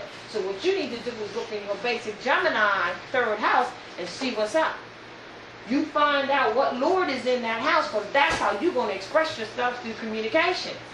So if you are a Libra, for instance, and you're born in the third house of Gemini, you're going to be doing communications, probably speaking, publications, things like that, because that's what it goes. You feel what I'm saying? That's how you have to learn to do your chart, learn yourself. There was another question. Did you have a question? I wanted to address what you had said in reference to Christianity. Yes. Before the Father, the Son, and the Holy Ghost. So do you want to go? No, I got you. Go ahead. Considering it was coded, the woman is there, but it's been coded. Yes. As the Holy Ghost. Yes. The problem, you're right, the Holy Ghost. The problem is the masses who learn Christianity have not been told that. And they actually, not even being told that, like we talked earlier, we're dealing with the patriarchal system before you came. And that's a stumbling block for us. That's why they coded it. Keep you going that way. But brother here wanted to make a comment on that too. Yes. I know you've covered like 90 other topics since then, but I was holding them because I feel as though it's important and the people should know this. The Christianity of today, which she's correct in saying that the way it's being taught today is under the Roman con. Rome means the force of religion, political religion, and con means to steal your land. They actually got that from, see, Yeshua did teach Christianity, but in Ethiopia, which is the demarcation line, actually the land is Cush, of the Coptic faith. That's what the true Christians, that's where true Christianity comes, from the Coptic faith, from the land of Cush, and it was Islam. But when the Inquisitionists came, they peeped it and said, oh, I see how we could take this and create our own form of Christianity based on the anointed one, Yeshua. And like she was showing you with the swastika, which means good being, that's just the human body broke down. And the 4 cardinal signs, which is Quadragesimus, which is the 4 Caesars. So you are that cross. That's why it's written like in the scriptures, each one must bear your cross. Well, you're the cross. Right. And see, all the 5-pointed star. Islam. Excellent. All right. Now, he could. That was great. You are the cross. Someone asked about wearing the cross and having someone on it. You are the cross. Right? Know thyself. So when they say they pinned to me, you gotta understand what that means. Should you wear that? No. Didn't he tell you don't make any graven images of me? So why would you wear it? So he's not going to make it, and you won't wear it. The problem is Islam. He's your son. That's your son. Here's a son like many other sons. He said, what I do, you can do better. Even. He came to bring you a message of how we were to think and what was moral and correct. Right? We need someone to worship so bad that we do that. And so women, especially when we're walking around, and this is what happens socially too. We're walking around, not that we don't love, because don't get it wrong, and I definitely don't want the brothers to get it wrong. We love our sons. Do not get that wrong. Matter of fact, we love y'all so much we spoil y'all. Right? And then expect some other woman to deal with that. And then wonder why men go out and look for women to take care of them because mother did. Right? Right? We find this out later, don't we? Yes. And whoever said that we're supposed to wait till 40 to have babies and all that, there'll be a book probably next year, pretty soon, because that ain't even, I mean, it's not bad, but in this society, you don't want a teenager faced in this society at 50 years old. It doesn't work. Unless you have this side, because we had children for a long time. We're just, I mean, you know, we were older, we had lots of children. I'm not saying not to have it, but I'm saying you can't. We got our minds all screwed up about what it is we're, so, you know, we find this American pie. When I drew that circle and I took a little piece of 90-degree pie, piece of pie, right? So, with the brothers, again, it's not that. We love our sons. We ruin them. That's part of the problem. And so we go and we're looking for them to do something that we need to be doing. And that's why we're disappointed. Right? And they're frustrated. Because they can do, they only do what they do for us. It's like, oh, and then we're expecting them to save us when we are the redeemers. So don't look for them to save us. Now, they support us. We created them like they are because they're a model of us. We can't create something that we're not already. So let's not get it twisted like that. And see, what happens is because of the patriarch society, men suddenly at this information feel like they're left out. They don't understand. That's not what we're saying. We're just putting things in its proper order because it's absolutely necessary. Because they're still going to do for us. And we're still going to create them, and we're still going to love them, but we may not spoil them because they have a job to do. Right? And that's how that goes. So but then psychologically we're protecting them from when we saw babies being ripped out of stomachs, you know, and husbands being put on a horse and quarters, you know, four different ways they would send the horse off, and you know, we actually witnessed these things, so it was traumatic for us. But it was done to us. We were the ones who were subjugated. It was done to us to put us in place because we then had children and we smothered and ruined them, and especially the sons, not the daughters. The daughters will kick out the house as soon as they act like they, you know, grown. We psychologically, that's what we do. But sons will keep in the house for forever. Because we know that really that daughter's going to be all right. Because we know who she is. Now, like, she seems to be a lot like us. We can't stand ourselves, right? But the son we're protecting because we know that the only thing that will really harm that son is another woman. So sons, that's why we do it. We're protecting you. But we are so unconscious of it that by not being conscious, we're doing more harm. Because we can't even explain why we're doing it like that. We don't even know. Was there another question in reference to what I was explaining about? Okay. Yes. A question I have is that I don't know if a lot of other cultures is like into like, you know, Moorish knowledge and so forth, but like is this reason why certain cultures, like even in Africa and India, where the parents choose their husbands? Exactly. Yes. That's what I was saying to you earlier, and he was saying earlier. And I have it in the book. So that we can, you know, what's it talking about? They used to choose the boyfriend for them, a husband for them. It wasn't like that. They wrote it like that to keep you turned off from it and didn't really tell you what it is. Because remember, they took your astrology, your science, and hid it. They made it as if it was some occult. They made it as if it was wicked and double worshiping, etc., etc. And maybe even some of you still have some people around you today that say, well, I don't believe in that fortune telling stuff. Right? Well, let's look at the hypocrisy. In their hand, they have the Biblioheliotheque called the Bible, which means the record of the sun. It says this is a book of what is, what was, and what is to come. Is that not divination? Is that not fortune telling? Or future telling? Is it not? All right. So there you go. You got a little some ammunition for them, right? They're hypocrites. Thank you. All right. Give me another one. They say they're divine people. They say they are divine, and you're not. You're not going to church. You're giving Reverend Jones some money, right? Look up the word divination. It means one who divines and tells the future. Look it up in the dictionary, encyclopedia. They say that they're prophetesses now. They're prophetesses, women coming up with prophetesses and prophets. Some of them even give them prophets. It seems like it's all right to call yourself a prophetess, but when you go to call yourself a prophet, it seems like, who ordained you to do that? But a prophet, look it up.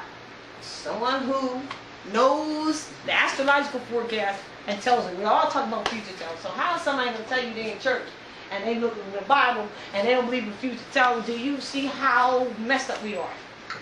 So you're going to have to just take this and run with it, and you just can't do what they tell you to do, because once you have the truth, you cannot turn back. And there is a place for those who do. It's eternal damnation, really.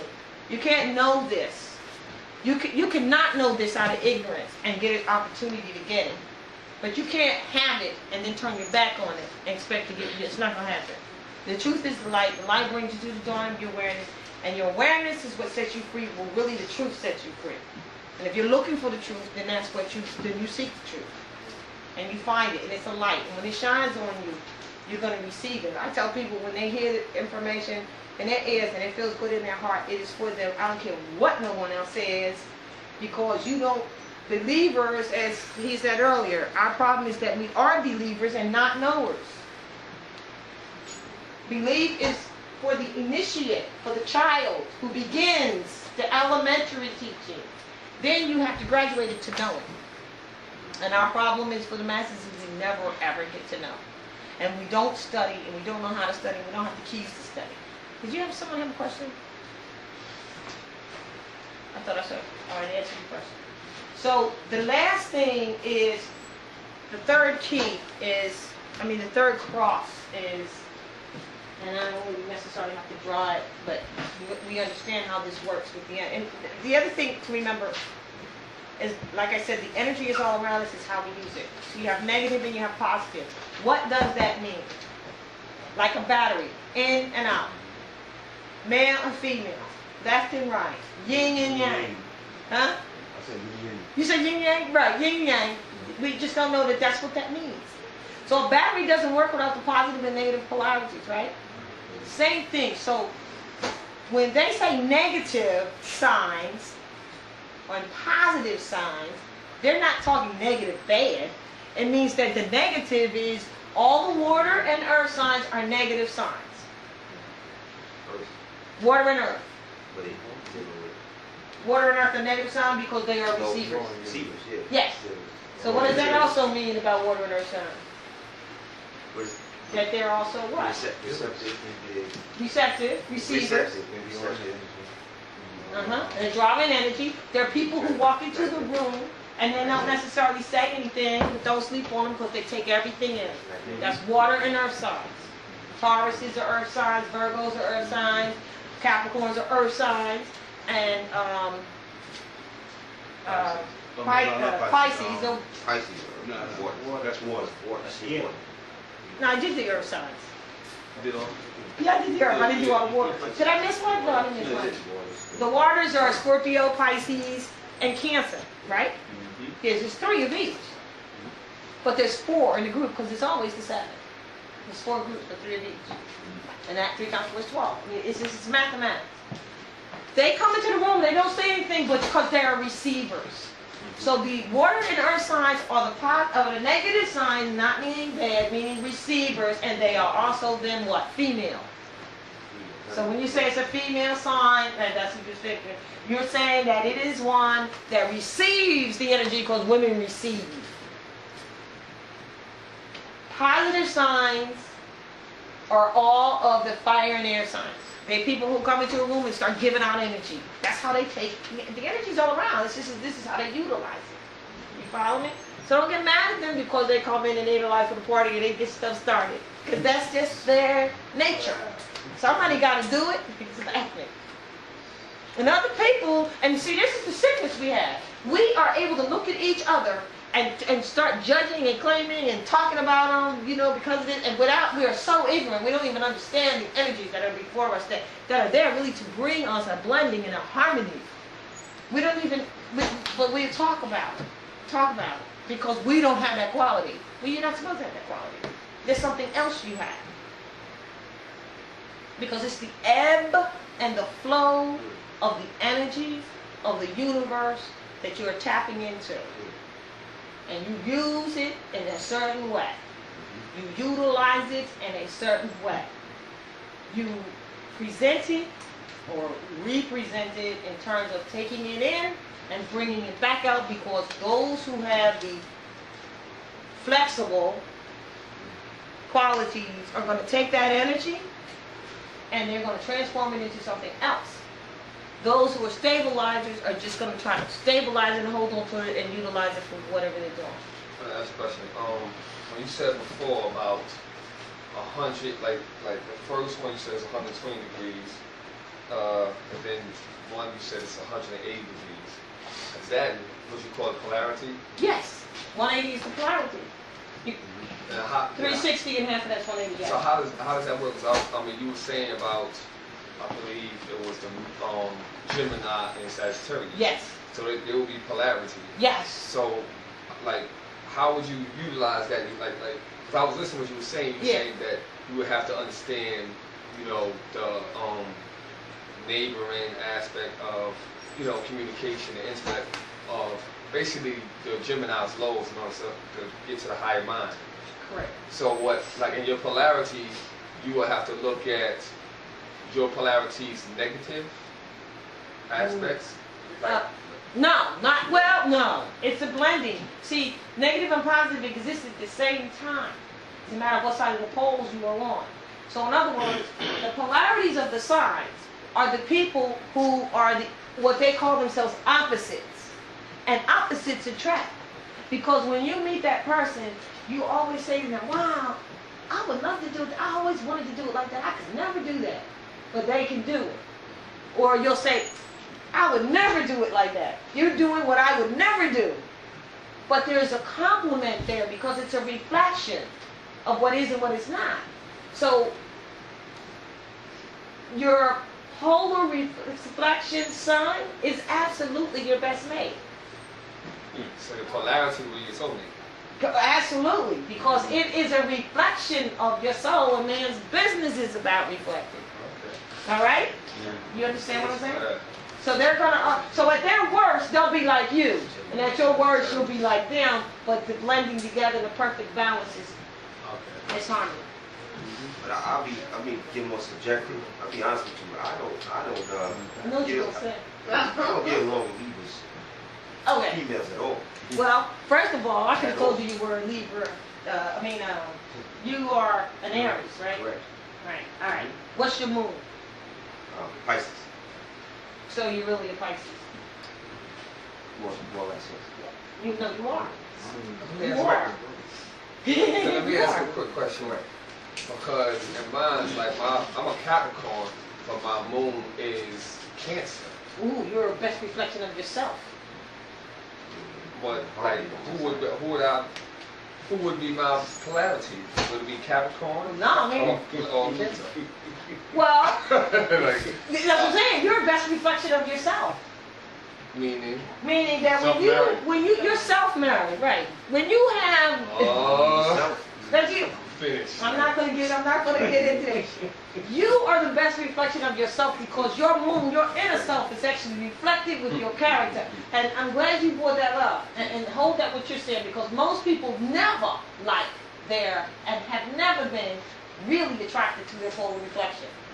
It doesn't happen that way. It's so natural that it happens naturally. It's not something that you would ever. Most people I meet never say, I never. Just what he said, I could have said it for him. Because I hear it all the time. You're never reflected to that which reflects you because you don't want to look at yourself. That's one of the reasons. And that's true. But if you knew yourself, you also have to know the negative of yourself, and those people are doing the things that you say you would never do. And so together y'all balance each other out. Or you wouldn't do it like that. But then sometimes you say that's exactly, it depends on what the sway is. That you've always wanted to be like that, usually is how you would say that you would with your polar reflection, because they are like you and you are like them. They may be at their worst and they act like you. You understand? When they're at their worst, they're going to act like you. And when you're at your worst, you're going to act like them. Do you understand? So you don't like seeing that. And as for me? As for you, back to you now. Your moon is Cancer and your Sun is Capricorn. Sun is Capricorn. That's a perfect balance. You are a best reflection of yourself. I can't view it myself. Yes, you do. That ain't it. But you Yes, are you do. content. Yes, you are. Yes, you do. You know, you can have the name or not. And let's say this. This is the last thing that, well, I don't want to say the last thing. And then we can, you are. You really are. But it's hard for you to find a mate. Yeah. I know it is. There's some reasons for So that. you're satisfied. Because you're satisfied. That's number one. And because you're satisfied. Ain't nothing wrong with you. It's not, certainly ain't nothing, I mean, you present yourself correct, that's for sure. That's So where your mom that made ain't it. And so that reminds me of this. This is your Trinity. Moon ascended. No, so I don't forget this. So I can help them out. Because somebody just remind me to say something about your counts of genders. Just counts of genders. Very important. Counts of genders. Make a note and remind me. See this Trinity right here? You got your moon, you got your sun, and you got your rising. What I tell you, the rising is your physical body. Like you got a physical body of a Gemini. Now, I don't know whether Gemini is prominent in your sign or if Gemini is your rising. I don't know. But you do have that physical body of Gemini. Long arms, long legs, that's Gemini. Sagittarius could have it too, because Gemini and Sagittarius are really the same. Reflections. They're reflections of each other. So I'll meet a person and I will say their sign is either that or their reflection, because they're reflections of each other. It's just a matter of where along this polar reflection direction. You're going along, this is the center point, and then that's it, and that's the 360. So this is the 180. And somewhere it blended in there. All right? Now, if you are a Capricorn, which is an earth sign, and your moon is a Cancer, which is a water sign, and then, do you know your rising? I believe it is Taurus. All right, Taurus, very close to Gemini. I bet you are. I bet you're close to Gemini on that Taurus. Because Gemini comes right after Taurus. Got to be. I bet you're 28 degrees, 27 degrees, real close. No more. Because remember, each sign is 30 degrees. So you may be a Libra or a Capricorn, but if you're 28 degrees Capricorn, you're going out of Capricorn into the next sign. So your Taurus is, I bet you you're very close to Gemini. Check it out. Anyway, my point that I'm making here is you have Earth, right? And then your moon is water, right? So that means that your soul is water, and your Earth satisfies that soul, because you're satisfying your soul here. Because Earth receives water without changing it. That's why Earth and water people are perfect complements to each other. Do you see the energy? Synergy, right? And fire and air, fire is not going to get burned unless it has some air, right? But now let me show you the perfect of what I'm saying. Too much air, what happens to the fire? Goes up. So what are we looking at? A balance. You want to look at the balance. The balance is balance of life. You get too much of anything is not good. So you get 2 earth sign people. They're both earth signs. Now you know already that earth signs are basically feet on the ground, kind of stubborn and fixed in the earth. They're stable. Who is going to give in first is the question that you need to ask yourself when you hook up like that. Usually an earth sign, water gives to the earth because it likes the earth, because the earth receives them. So that's why it's a perfect complement. But you get 2 earth signs together as an example, you're going to have some problems with who's going to be the one that's going to give in. You get 2 water signs, it's just too emotional. Fire and earth. Huh? How about fire and earth? Excellent. Fire and air are perfect complements. Earth and water are perfect complements. So people ask me, what about this or that? Well, all of this is complementary to each other. I know an earth sign, fire sign person who really the only person that can really put her in check is another earth sign. Do you know why? Earth? Yes, surprised, aren't you? Do you know why? Does anybody know why? All right, what puts out fire? Earth better than water. Oh, Yeah. what puts out fire? Sand? Water. All right, he already said it. I was trying to get you. If you went to Boy Scouts or Girl Scouts, right, you would learn this. I don't know if they even have Boy Scouts or Girl Scouts anymore, but it doesn't take much to know this if you go on campus. Is that when you put fire out, you put it out with earth. I mean, it's not practical to throw earth on your house to put a fire out right now, but the real deal is an element, is that earth puts out fire. And that goes along with what I told you I had studied that you asked me earlier about that pattern. And so, and I want to get to that, but I just want to show you that this is what happens when mother does not have her children in harmony with what we have called the rhythm method. And I know all the sisters have heard about the rhythm method, and we look at it as being, watching when our period comes on, because we're in tune with nature, right? So the rhythm is really the rhythm of the universe. It's the ebb and the flow, the in and the out.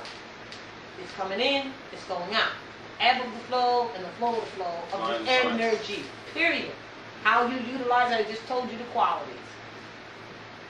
And the elements. You're going to be fire with it, you're going to be water with it, you're going to be earth with it, you're going to be air with it. Air people are communicators. Naturally. Don't care, they're communicators naturally. Earth people are stabilizers, naturally. Water people are beginning and ends, psychic, people.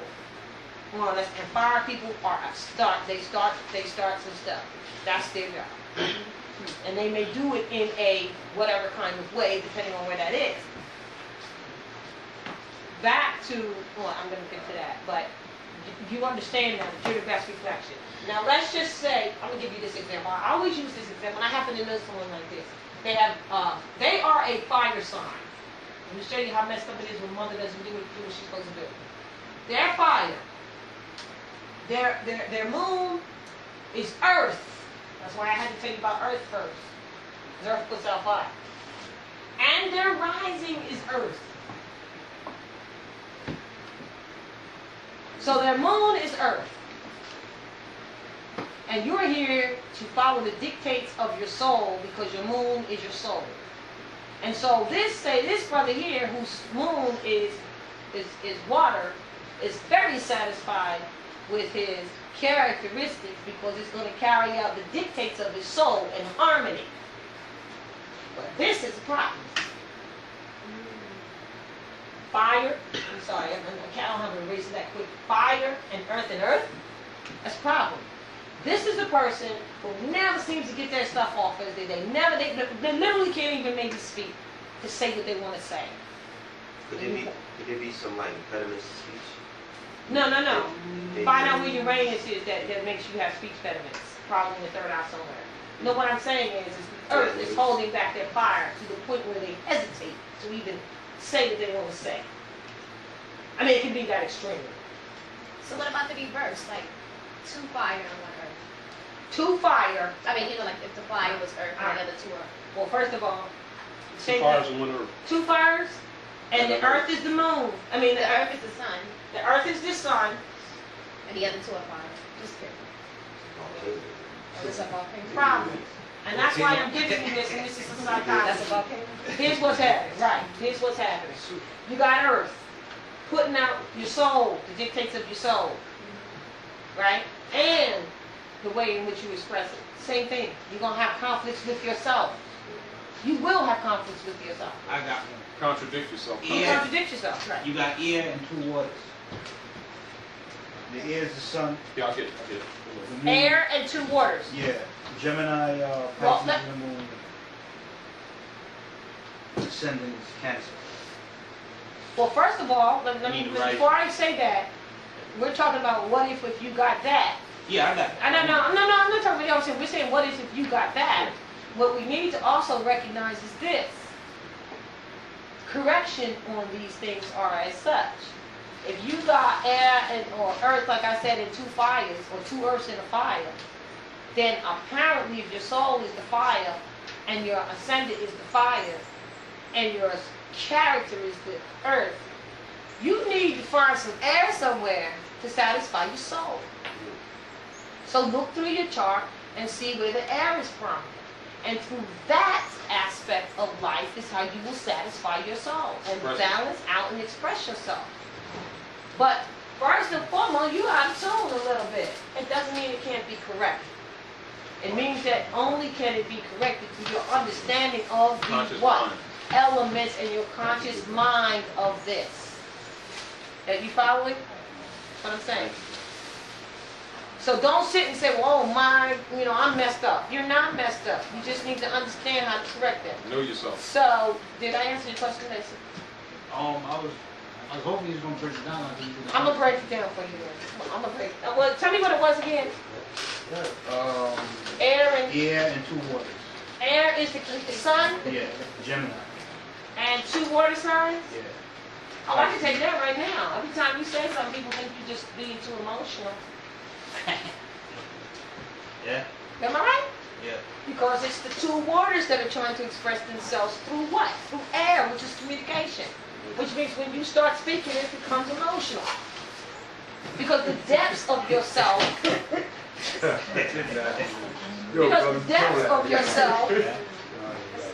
cannot express itself but has nothing to support it. You got lots of water. Matter of fact, today's going to be a special day for you. You know, the moon's in Cancer today, and so is the sun in Cancer. And if y'all read this, there's a lot of things going in Cancer now. But, so the depths of yourself, the depths of yourself is water, beginning and end. It's emotionalism, emotions, feelings, psychic stuff. And you don't have anything on your trinity to help that. So you got to go search it through your chart and find out where your earth is. And through that house, express yourself. All right? Because what happens is you bring a lot, and let me tell you what you do. You bring a lot of good things to yourself, like air, bringing some life to water. You bring a lot of good ideas, but like how does air and water relate? Because everything does relate. There's just elements that are complementary, more complementary than others in terms of long-term relationships and or investments of business or whatever.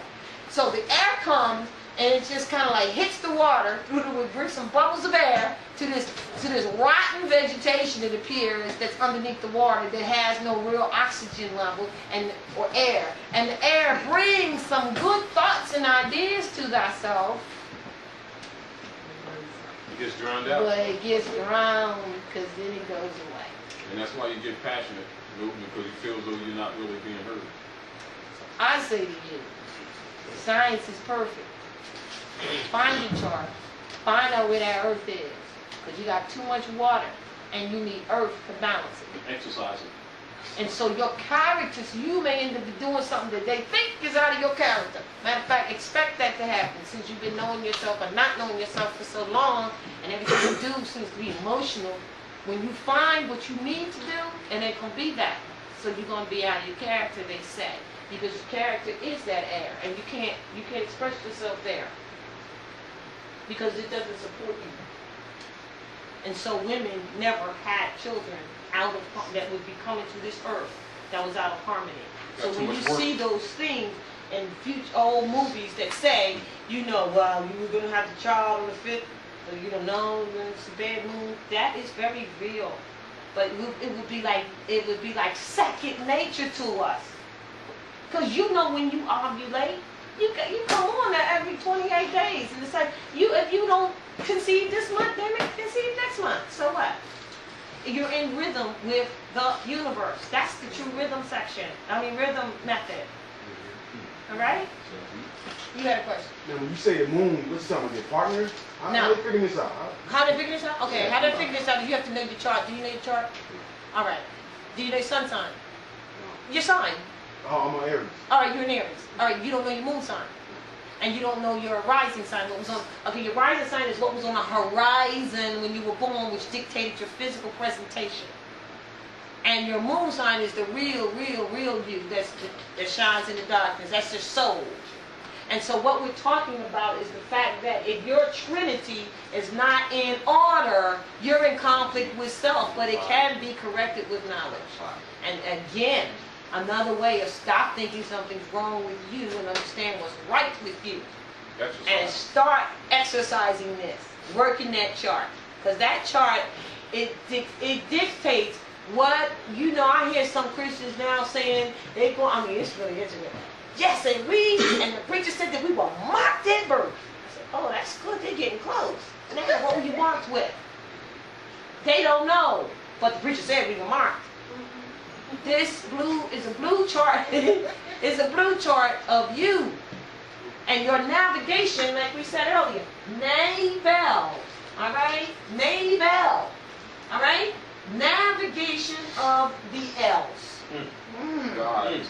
The guides. And once you're cut from your mother's navel, you begin that navigation on the earth plane. And you running around here navigating without a chart. Without a plan. Causing havoc. Gotta call on the Lords. You gotta call. Thank you. I got you. You gotta call on the Lords, because I just told you that the Lords are the astrology signs. They are the Lords. And they are the Lords of the houses. Of the mansions. Of the mansions. And so they rule one of those mansions. Because there's 12 houses or mansions, right? And there's 12 signs, correct? Because each one of those signs is at home in one of those houses, aren't they? So Leo, the sun, is at home in the 5th house of Leo, is it not? And the reason why it is because when you get to this 5th house of Leo, just like Capricorn's up here, dictating the mid-heaven and winter, Leo's right here, because all the signs that are in the middle are the epitome of the purpose of the season. That's why I told you they don't change. They're the purpose. of this season. And there's a season and a rhyme and a reason for everything. So when you get here to Leo, a lot of people get confused, and I'll say, well, what's the, they'll say that the fifth house, the sun is Leo, and they think that that's the fifth house. Well, Leo doesn't have to be at home when you were born. Leo and all the other signs could have been visiting. They're transiting around these 12 mansions. You follow me now? And then the third thing are the planets, which are also transiting. This is why him and I can be born on the same day. We might be different, depending on the time. This is why twins are different, because when one came 2 minutes later, the ascendant could have changed, or the moon moved at that time. You understand? That's why no two people are like you're not meant to be alike. Except for astral twin, right? Oh, the astral twin, because like what did I say? For every opposite, for every action, there's an opposite and equal reaction. But that astral is really the etheric spiritual you, because there never was a time when man was not. You will. That's why you have eternal life. So that astral is the spiritual. And so when you go to sleep at night, you hook up with that. And you cannot stay awake longer than 36 hours. Can you? You'll fall asleep where you're standing. You must go back to the astral plane, right? Mm-hmm. So which is real, this or the astral plane? Astral plane. So you're here for a reason, aren't you? Yeah. You're here for the trials and tribulations of this. How can you get there without you're a navigator. You got a reason to be here. You're a navigator. And you don't have your chart. and the ship is round and it's got little knobs, right? Everything is 360 degrees. Navigation. Question. Oh, I'm sorry. No. All right. Yes. Sister. Is that why you see your ancestors in your dreams sometimes? Why you see your ancestors in your dreams sometimes. Let me just say this, because I'm feeling this right now. The Spirit is giving me this right now. If you know, and you need to know, if you didn't know today, before we came here, you need to know now and forevermore, that you are a spiritual being having a physical experience, then we answered that question already, didn't we? And the reason that you're here is because there is something you need to experience on this physical. You need to, some babies come and they die and they call it crib death. Maybe they were a cesarean child and didn't get to come to birth now. And that's the only thing that makes them complete of this experience. Some children come, and this sounds really crude, but it's the truth. And they are people who come here and they are abused. That's because they abused somebody in their life before. And they came back. That's life, right. They came back to correct that and bring that to the attention, because when these things happen, everyone is affected. Right? Because we need to correct that. And quite frankly, a lot of we women have experienced that right through our families. But that's because of the debasement we have in what sex really is. Sex really comes from the word even. This is the six-pointed star. Sextile. Or the sextile, but I told you the perfect union of men and women is 6 points on it. That don't mean we need to have 6 people to have sex. That means 2 people. One trinity with another trinity. Alright? It's not to have been abused like we have done and debased. But we've been taught and trained to do that. And right now I think that people are becoming more and more what we call celibate and asexual? No. Well, actually, also, this is a good time to bring this up too. And somebody's still holding on to my gender, right? My gender question is that women bring everything here. We got that. Oh, and back to, we're bringing in men that are more sensitive because we asked for men that were more sensitive. And now that we got them, we're looking at them like, where the hell did they come from? Because we created that. I'm not saying there's anything wrong with it. I'm saying we need to understand it. We brought it. We complained about men. They need to be more sensitive, so here they are. They're more sensitive, darling. Now what? And women are being more masculine. Don't mean that they necessarily sexually want other women. That's neither here nor there in this what I'm presenting. But they're being more masculine because they're getting done what needs to be done because the sons are not doing it because you didn't teach them. Do you understand? You control all of that. All of it. And we've given it up to some other entity. And then we sit back and complain. We got cooked still. Alright? So the spiritual thing, again, is this.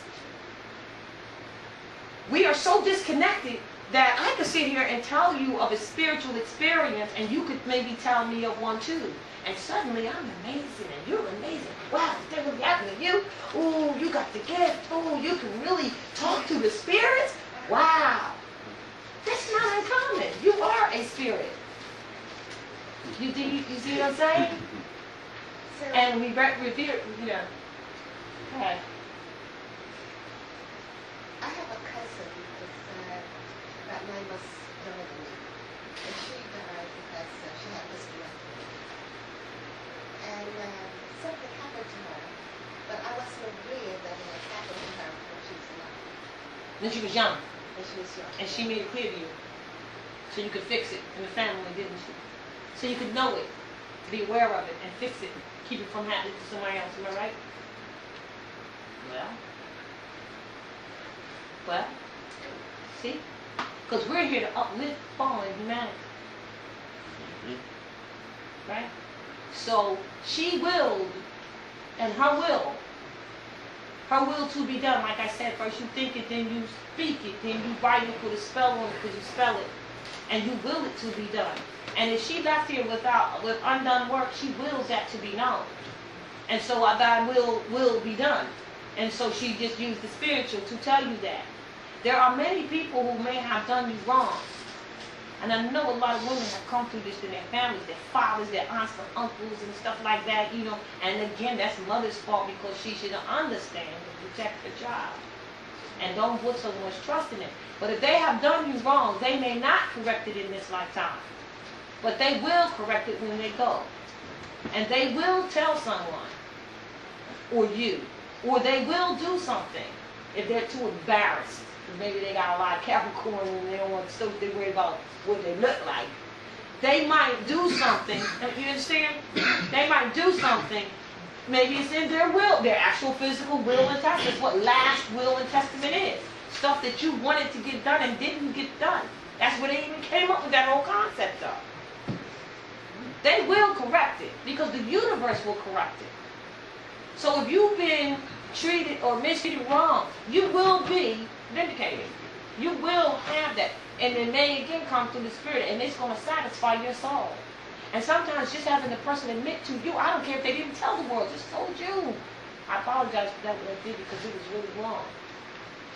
It changed your life. It was between, I didn't even know about the incident. You had no idea. No idea. And she showed it to you like it was in color, technicolor, didn't you? And then you could go back and verify, couldn't you? It was like I was watching a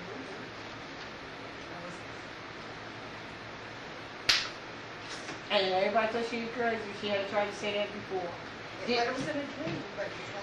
But it was in a dream, so it had all the right colors and it was in the right place. And I was sleeping because I was on the astral plane when she talked to me and told me this. So maybe it's not real. Huh. But you found that it was real. But I know that it happened because I was present. You were in it. Life, but I didn't realize that's what was going on. All right. So she came for you because did she try to tell you that at the time? Yes or no? No. She never tried to mention when she was living about this, did she? No. Because she couldn't. And because you were probably in a situation, we built it out, but you were probably in a situation where you wouldn't be the one that she would have talked to if she could have. and you were there, so she proved to you that it happened. For you to learn something. You did learn something. So again, we're spiritual beings having a physical experience. We must keep that in mind. Remember that. You had a question? Yeah, I had 2 points. Yeah. You keep you're saying that if you have a rising your sun and your moon not in harmony with each other, then you have to go into your chart, deep into your chart, and harness that and use that energy, maybe balance you out some way, shape, or fashion. I know my chart. I know it down to the letter. And I brother know because brother in the back being talking about just 2 days ago. Aries character. Yeah, Aries sun. Well, your character. Your character, of course. And that's the sun. That's the political sun. Right. Pisces moon.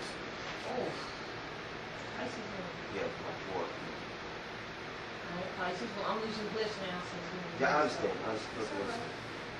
And which is water. Right, water. And Sagittarius is right. Alright, so you're fire, and water. Right. Now your moon is water. Right. So, Let me tell you what you do. Huh? Did you say you didn't like Libras? Nah, I don't mean not the women. I would. You just don't attract to them. Don't attract to the women. They're physically attractive, but I don't. Something about their ways I find to be quite manipulative, and something about them I see them like that. Now the men, the men are cool, vibing with the men and stuff like that. But it's something about the women, and they're attractive, but they're very manipulative. Yeah, they got That's some Venus ways. you're talking Got a lot of ways about it. You're talking about Venus. And I've dealt with them. I've dealt with them like that. They got some ways. The genders are going to be the planets. We've got 10 planets. There's going to be a balance of 5 and 5. That would be the balance. So it's only going to be 10, right? Because it's where your planets are. Now, the genders, if you're a person who has a very difficult time finding a mate, now I use the genders. I use this where the planets are as a quick chart on someone. I do a chart real quick, just using that portion of it, not even dealing with more depth. And if you tell me you got 8 masculine signs and only 2 feminine, you're going to have a hard time finding a mate. That's it. Or vice versa. 8 feminine and 2 masculine. And I'm using 8, let's say 6. What you gotta look at, and that's why you gotta do your mate's chart too, is that unless you get that mate, if they've got 8 complementary. If it don't, it ain't gonna happen. Because you're too outgoing for that person. If it's masculine sign. Or you're too passive for that person. But you have a, not totally out of balance, but if you got, out of 10, you got 6 of them that are feminine, or 7 of them that are feminine, or 7 of them that are masculine, you ain't going to get with somebody that doesn't somehow balance out that masculine versus feminine. They need to have 7, if you got 7 masculine, they need to have 7 feminine, because it ain't going to fit. It's not going to work. And that's a hidden chart in a way, but that's just, I'm saying it's hidden because nobody really deals with that. Going deeper. It's just going a little bit deeper, and it quickly will tell me whether that person is an outgoing person, whether they're outgoing energy, based on that. What about a 5 and 3? Oh, well, 5 and 3, I use that as an example. 5 and 3 is, none of it's bad, don't get it wrong. Any of these configurations that I gave you are not bad. A woman with 8 masculine signs, or vice versa, a man with 8 feminine is not bad. It just means that they are either incomers or outgoing, there's the quality of them. It's just that you must look at that before you start trying to put a peg in a square. What does it go? Yeah, a square and a round hole. It's just, it ain't gonna work. So even on a quick one of those, you do one of those quick charts and find out, you're done. So, you understand? How important is attraction? Because a lot of times astrology, you line up everything, you try to line up the right, then it doesn't seem, to match up, then it seems like you're attracted to, say, someone that's totally, and that's, I think, in a lot of arranged relationships, even though, they line up all the houses, the attraction is not there. A lot of the people who are supposed to mate or get together, they don't want to do it because there's no attraction. They seem to go with the, so how important is attraction? And how much should it be, how much weight should be given to it? That's magnetic energy. If the magnetic energy is not balanced, it's not there. It's not there. All right? Now, a lot of times you're attracted to that which is in your 7th house.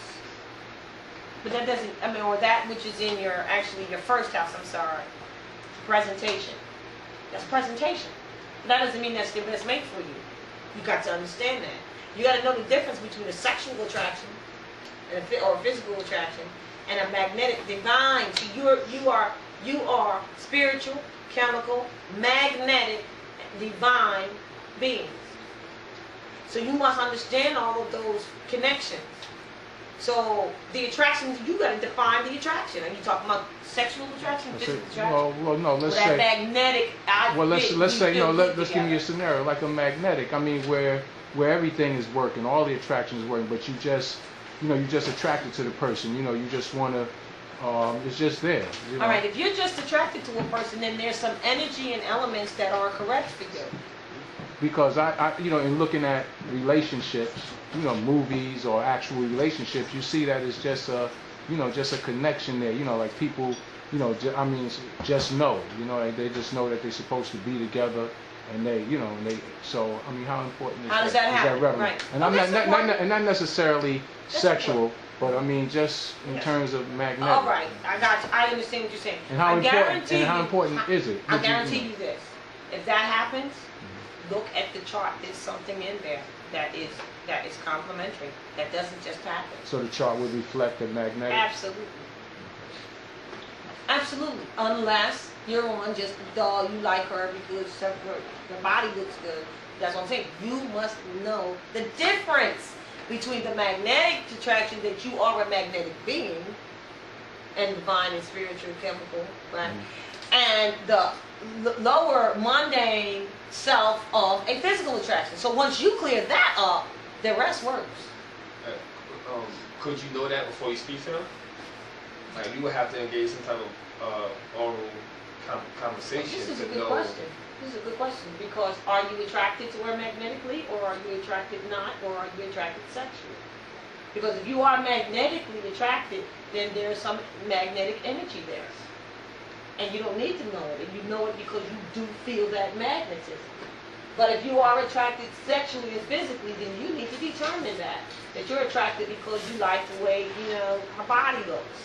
Do you understand? Because you're going to get aroused by that on the sexual, physical side. So that's why I said you must determine and know. You see, because the other thing is that we oftentimes look at mates and want them to be what we want them to be. And we're disappointed because they're not what we wanted them to be. Right, brothers? It happens all the time. I never said I was like that. Where you get that from? Because we want them to be our idealism of what ought be. So you must also be able to discern between that. Because a lot of times, like I said, you know your chart. If you find yourself attracted to an X type of person, find out where it is in your chart, find out why you're attracted. You may be attracted to that which is in your 1st house, which means physically you're going to be attracted to that type of body style, and you will find that that's what's in your 1st house, for instance. Or your best mate may be your opposite by sun sign, but depending on where all the other planets are, you just go look in your 7th house. See who's in your 7th house. See what sign is in your 7th house. And then after you see the sign that's in there, which is the Lord of the house, see if there are any planets in there screwing that up. And that might be why you don't have good relationships. I knew a brother, this is true, I got you. He had 3 girlfriends for 10 years, most all of his life of dating. Always kept 3 girlfriends, always. Don't you know a certain year came around and those planets had moved out of that, because they were in the 7th house. Three different planets were in, 3 different, of course, planets were in the 7th house. The year that those planets moved out, which takes a long time, you know, because if you're born January the 2nd, 1957, you look at January the 3rd, 1957, that indicates the first year of your life. And the planets aren't going to change that much. So you can go back to your life when you were 5 years old and you had that traumatic experience.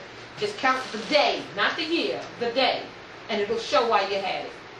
Because it was something that had to do with the planetary configuration that caused that thing to happen to you. Aspects. As aspects. So when these planets moved out, suddenly in his life was different. He realized, oh my God, what am I doing? 3 girlfriends. He dropped all of his girlfriends. His life changed. I did a chart on him and I said, well, those 3 planets moved out of your 7th house. Do you follow what I'm saying? Yeah, it's like that. It's like that, really. And so that's how you plot what you're doing. And I wanted to say this. It slipped my mind. I think somebody else. You had a question. Yeah. I just wanted to ask. Is like when you say the houses find the planets in your house. Oh, yeah. Is the houses the same for everyone, or everyone has different houses? Right? Good question. The houses or the foundation. Everyone has a first house of self. Find out what's in it. What's happening in it. What planet.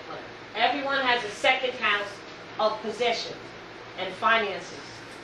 Possessions. I'm talking about clothes in the closet, food in the refrigerator. You know what I'm saying? So, furniture in the house. Possessions. And finance. So you're saying certain things are basic, all of like I guess No, the 12 houses are the 12 facets of your life. You got the first, whatever's in your first house may not be what's in my first house, but I got a first house and they're all the same.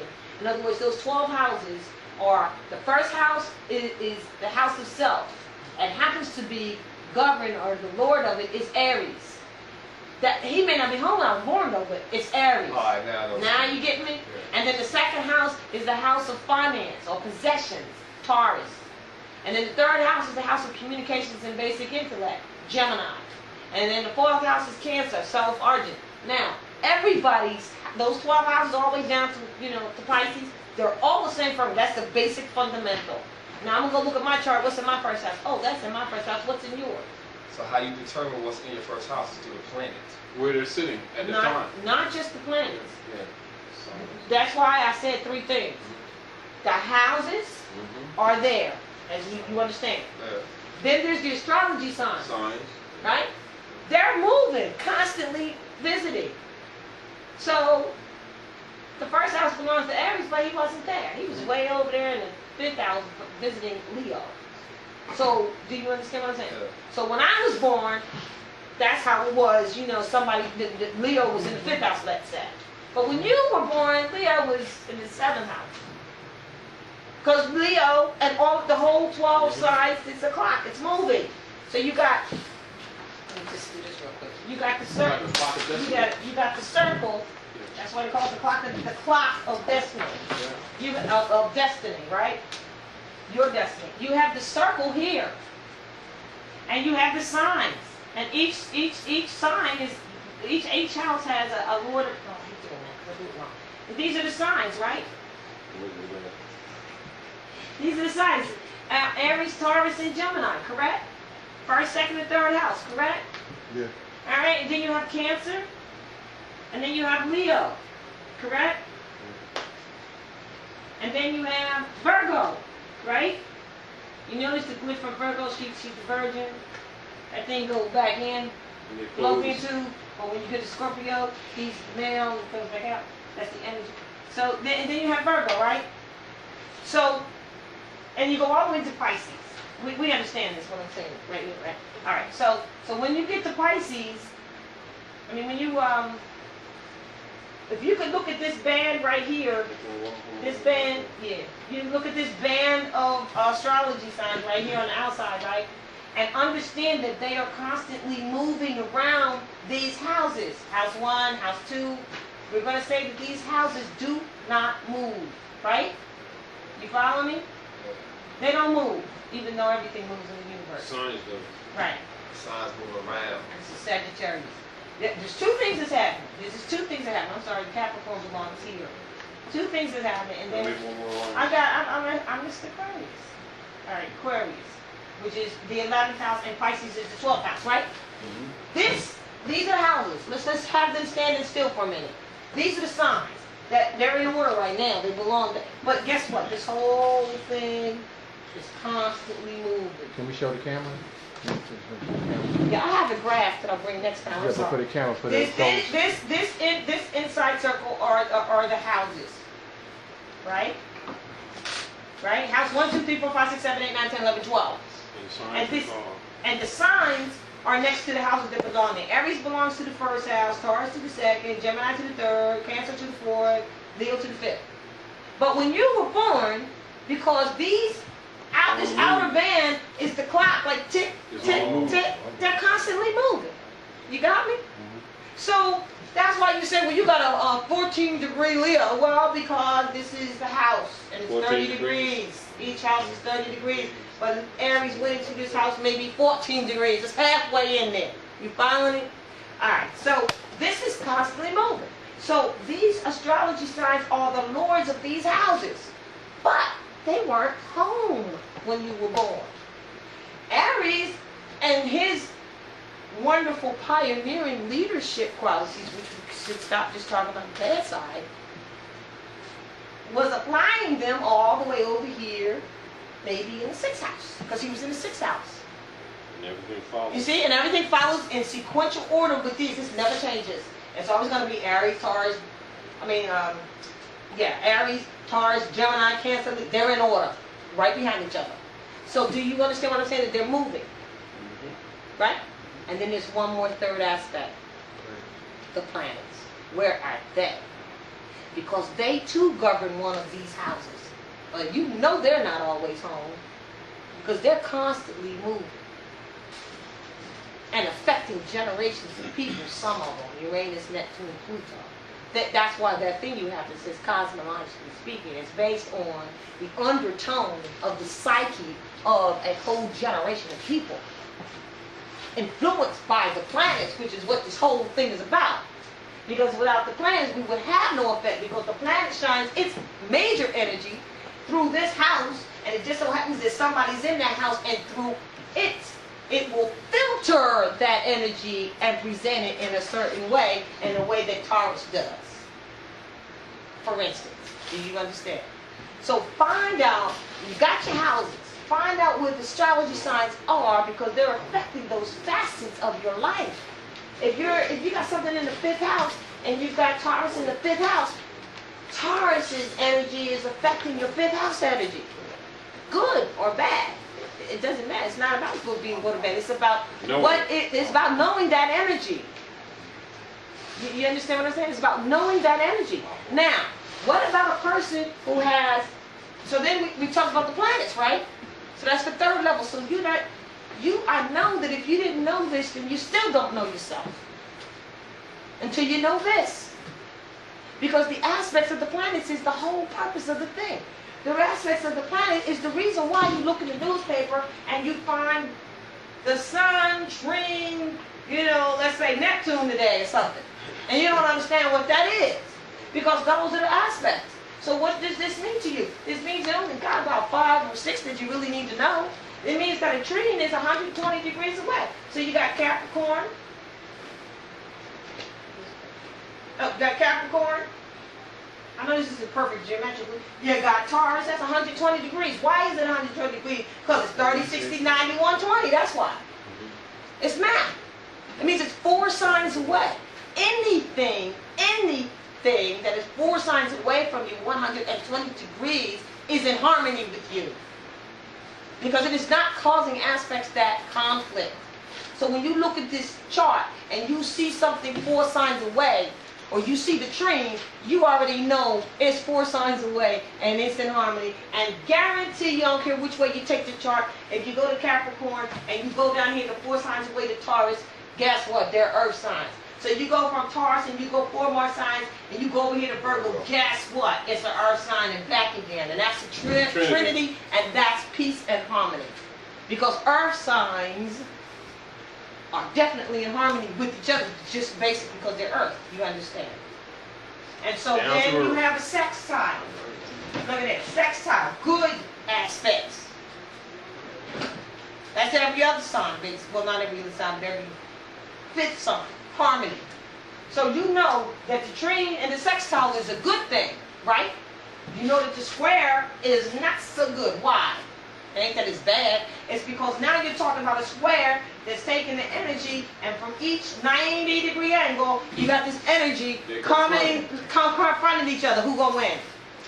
You're on the square when you are able to challenge, to step up to the plate and take the challenge. So being on your square is a good thing. Because you're going to be challenged. That's why when people say when you go to the courtroom and be on your square, don't think you're going in there and you're not going to be challenged. That's what being on your square means. Meaning know that there's challenging energies around you and stand up to it. So when you see the square in the newspaper, you know they put a square something, and then you see this. You see the conjunct sign, right? A little circle with the thing sticking out. What's that mean? That means two signs are in the same place within 20 degrees of each other. Neither good nor bad, depending on what the two energies are. That's why you got to know the energies. Because if the two energies of the two planets are good with each other, then you cool. If they're bad. But if me and him, if he and I are in the same group when we're in opposition, you got friends like that. Like I said earlier, they're cool, but don't put them together because there'll be a fight. Because their energies are like that. Same thing with the planets, and it represents that. So now you have a person that got 5 signs, 5 planets, maybe 6, 7, in the same sign. You ever seen that? Heard anybody do that? No, because if you really haven't looked into the charts, you wouldn't know that. Some people have 5 planets or 6 planets in the same place, huh? In the same sign, I know. Yeah, I know some people. You know some people like that? Yeah. So generally, in Latin, or cluster. What would we say? We would say that all the planets was jumped up in the 4th house having a party, right? Because they were all right in the same place. Because if they're in the same place, then they're in the same house. So they was in the 4th house having a party, or the 5th house, or wherever that may be. I mean, you got to look at it that way. I know what you're saying. That was somebody else dating. So. Oh, all right. So now that person was, they were really marked to do something. Because when they were born, all the planets were lined up in the same place. That's if you have 4? Well, 4, 5, 5 is very prominent. 4 is prominent too. There's only 10. Usually represents a prominent action. Yes. There's only 10. So, you know, when you get to 5, that's half and half, but it's really more prominent because the other 5 aren't going to necessarily be in another place. I have not seen that yet. And then I got one more other thing to answer. When you meet a person, you ever, because I had this in the last lecture, was that they raised their hand and they said, how come I feel like I'm a little bit of every sign? Anybody in here? Did I win? Not really.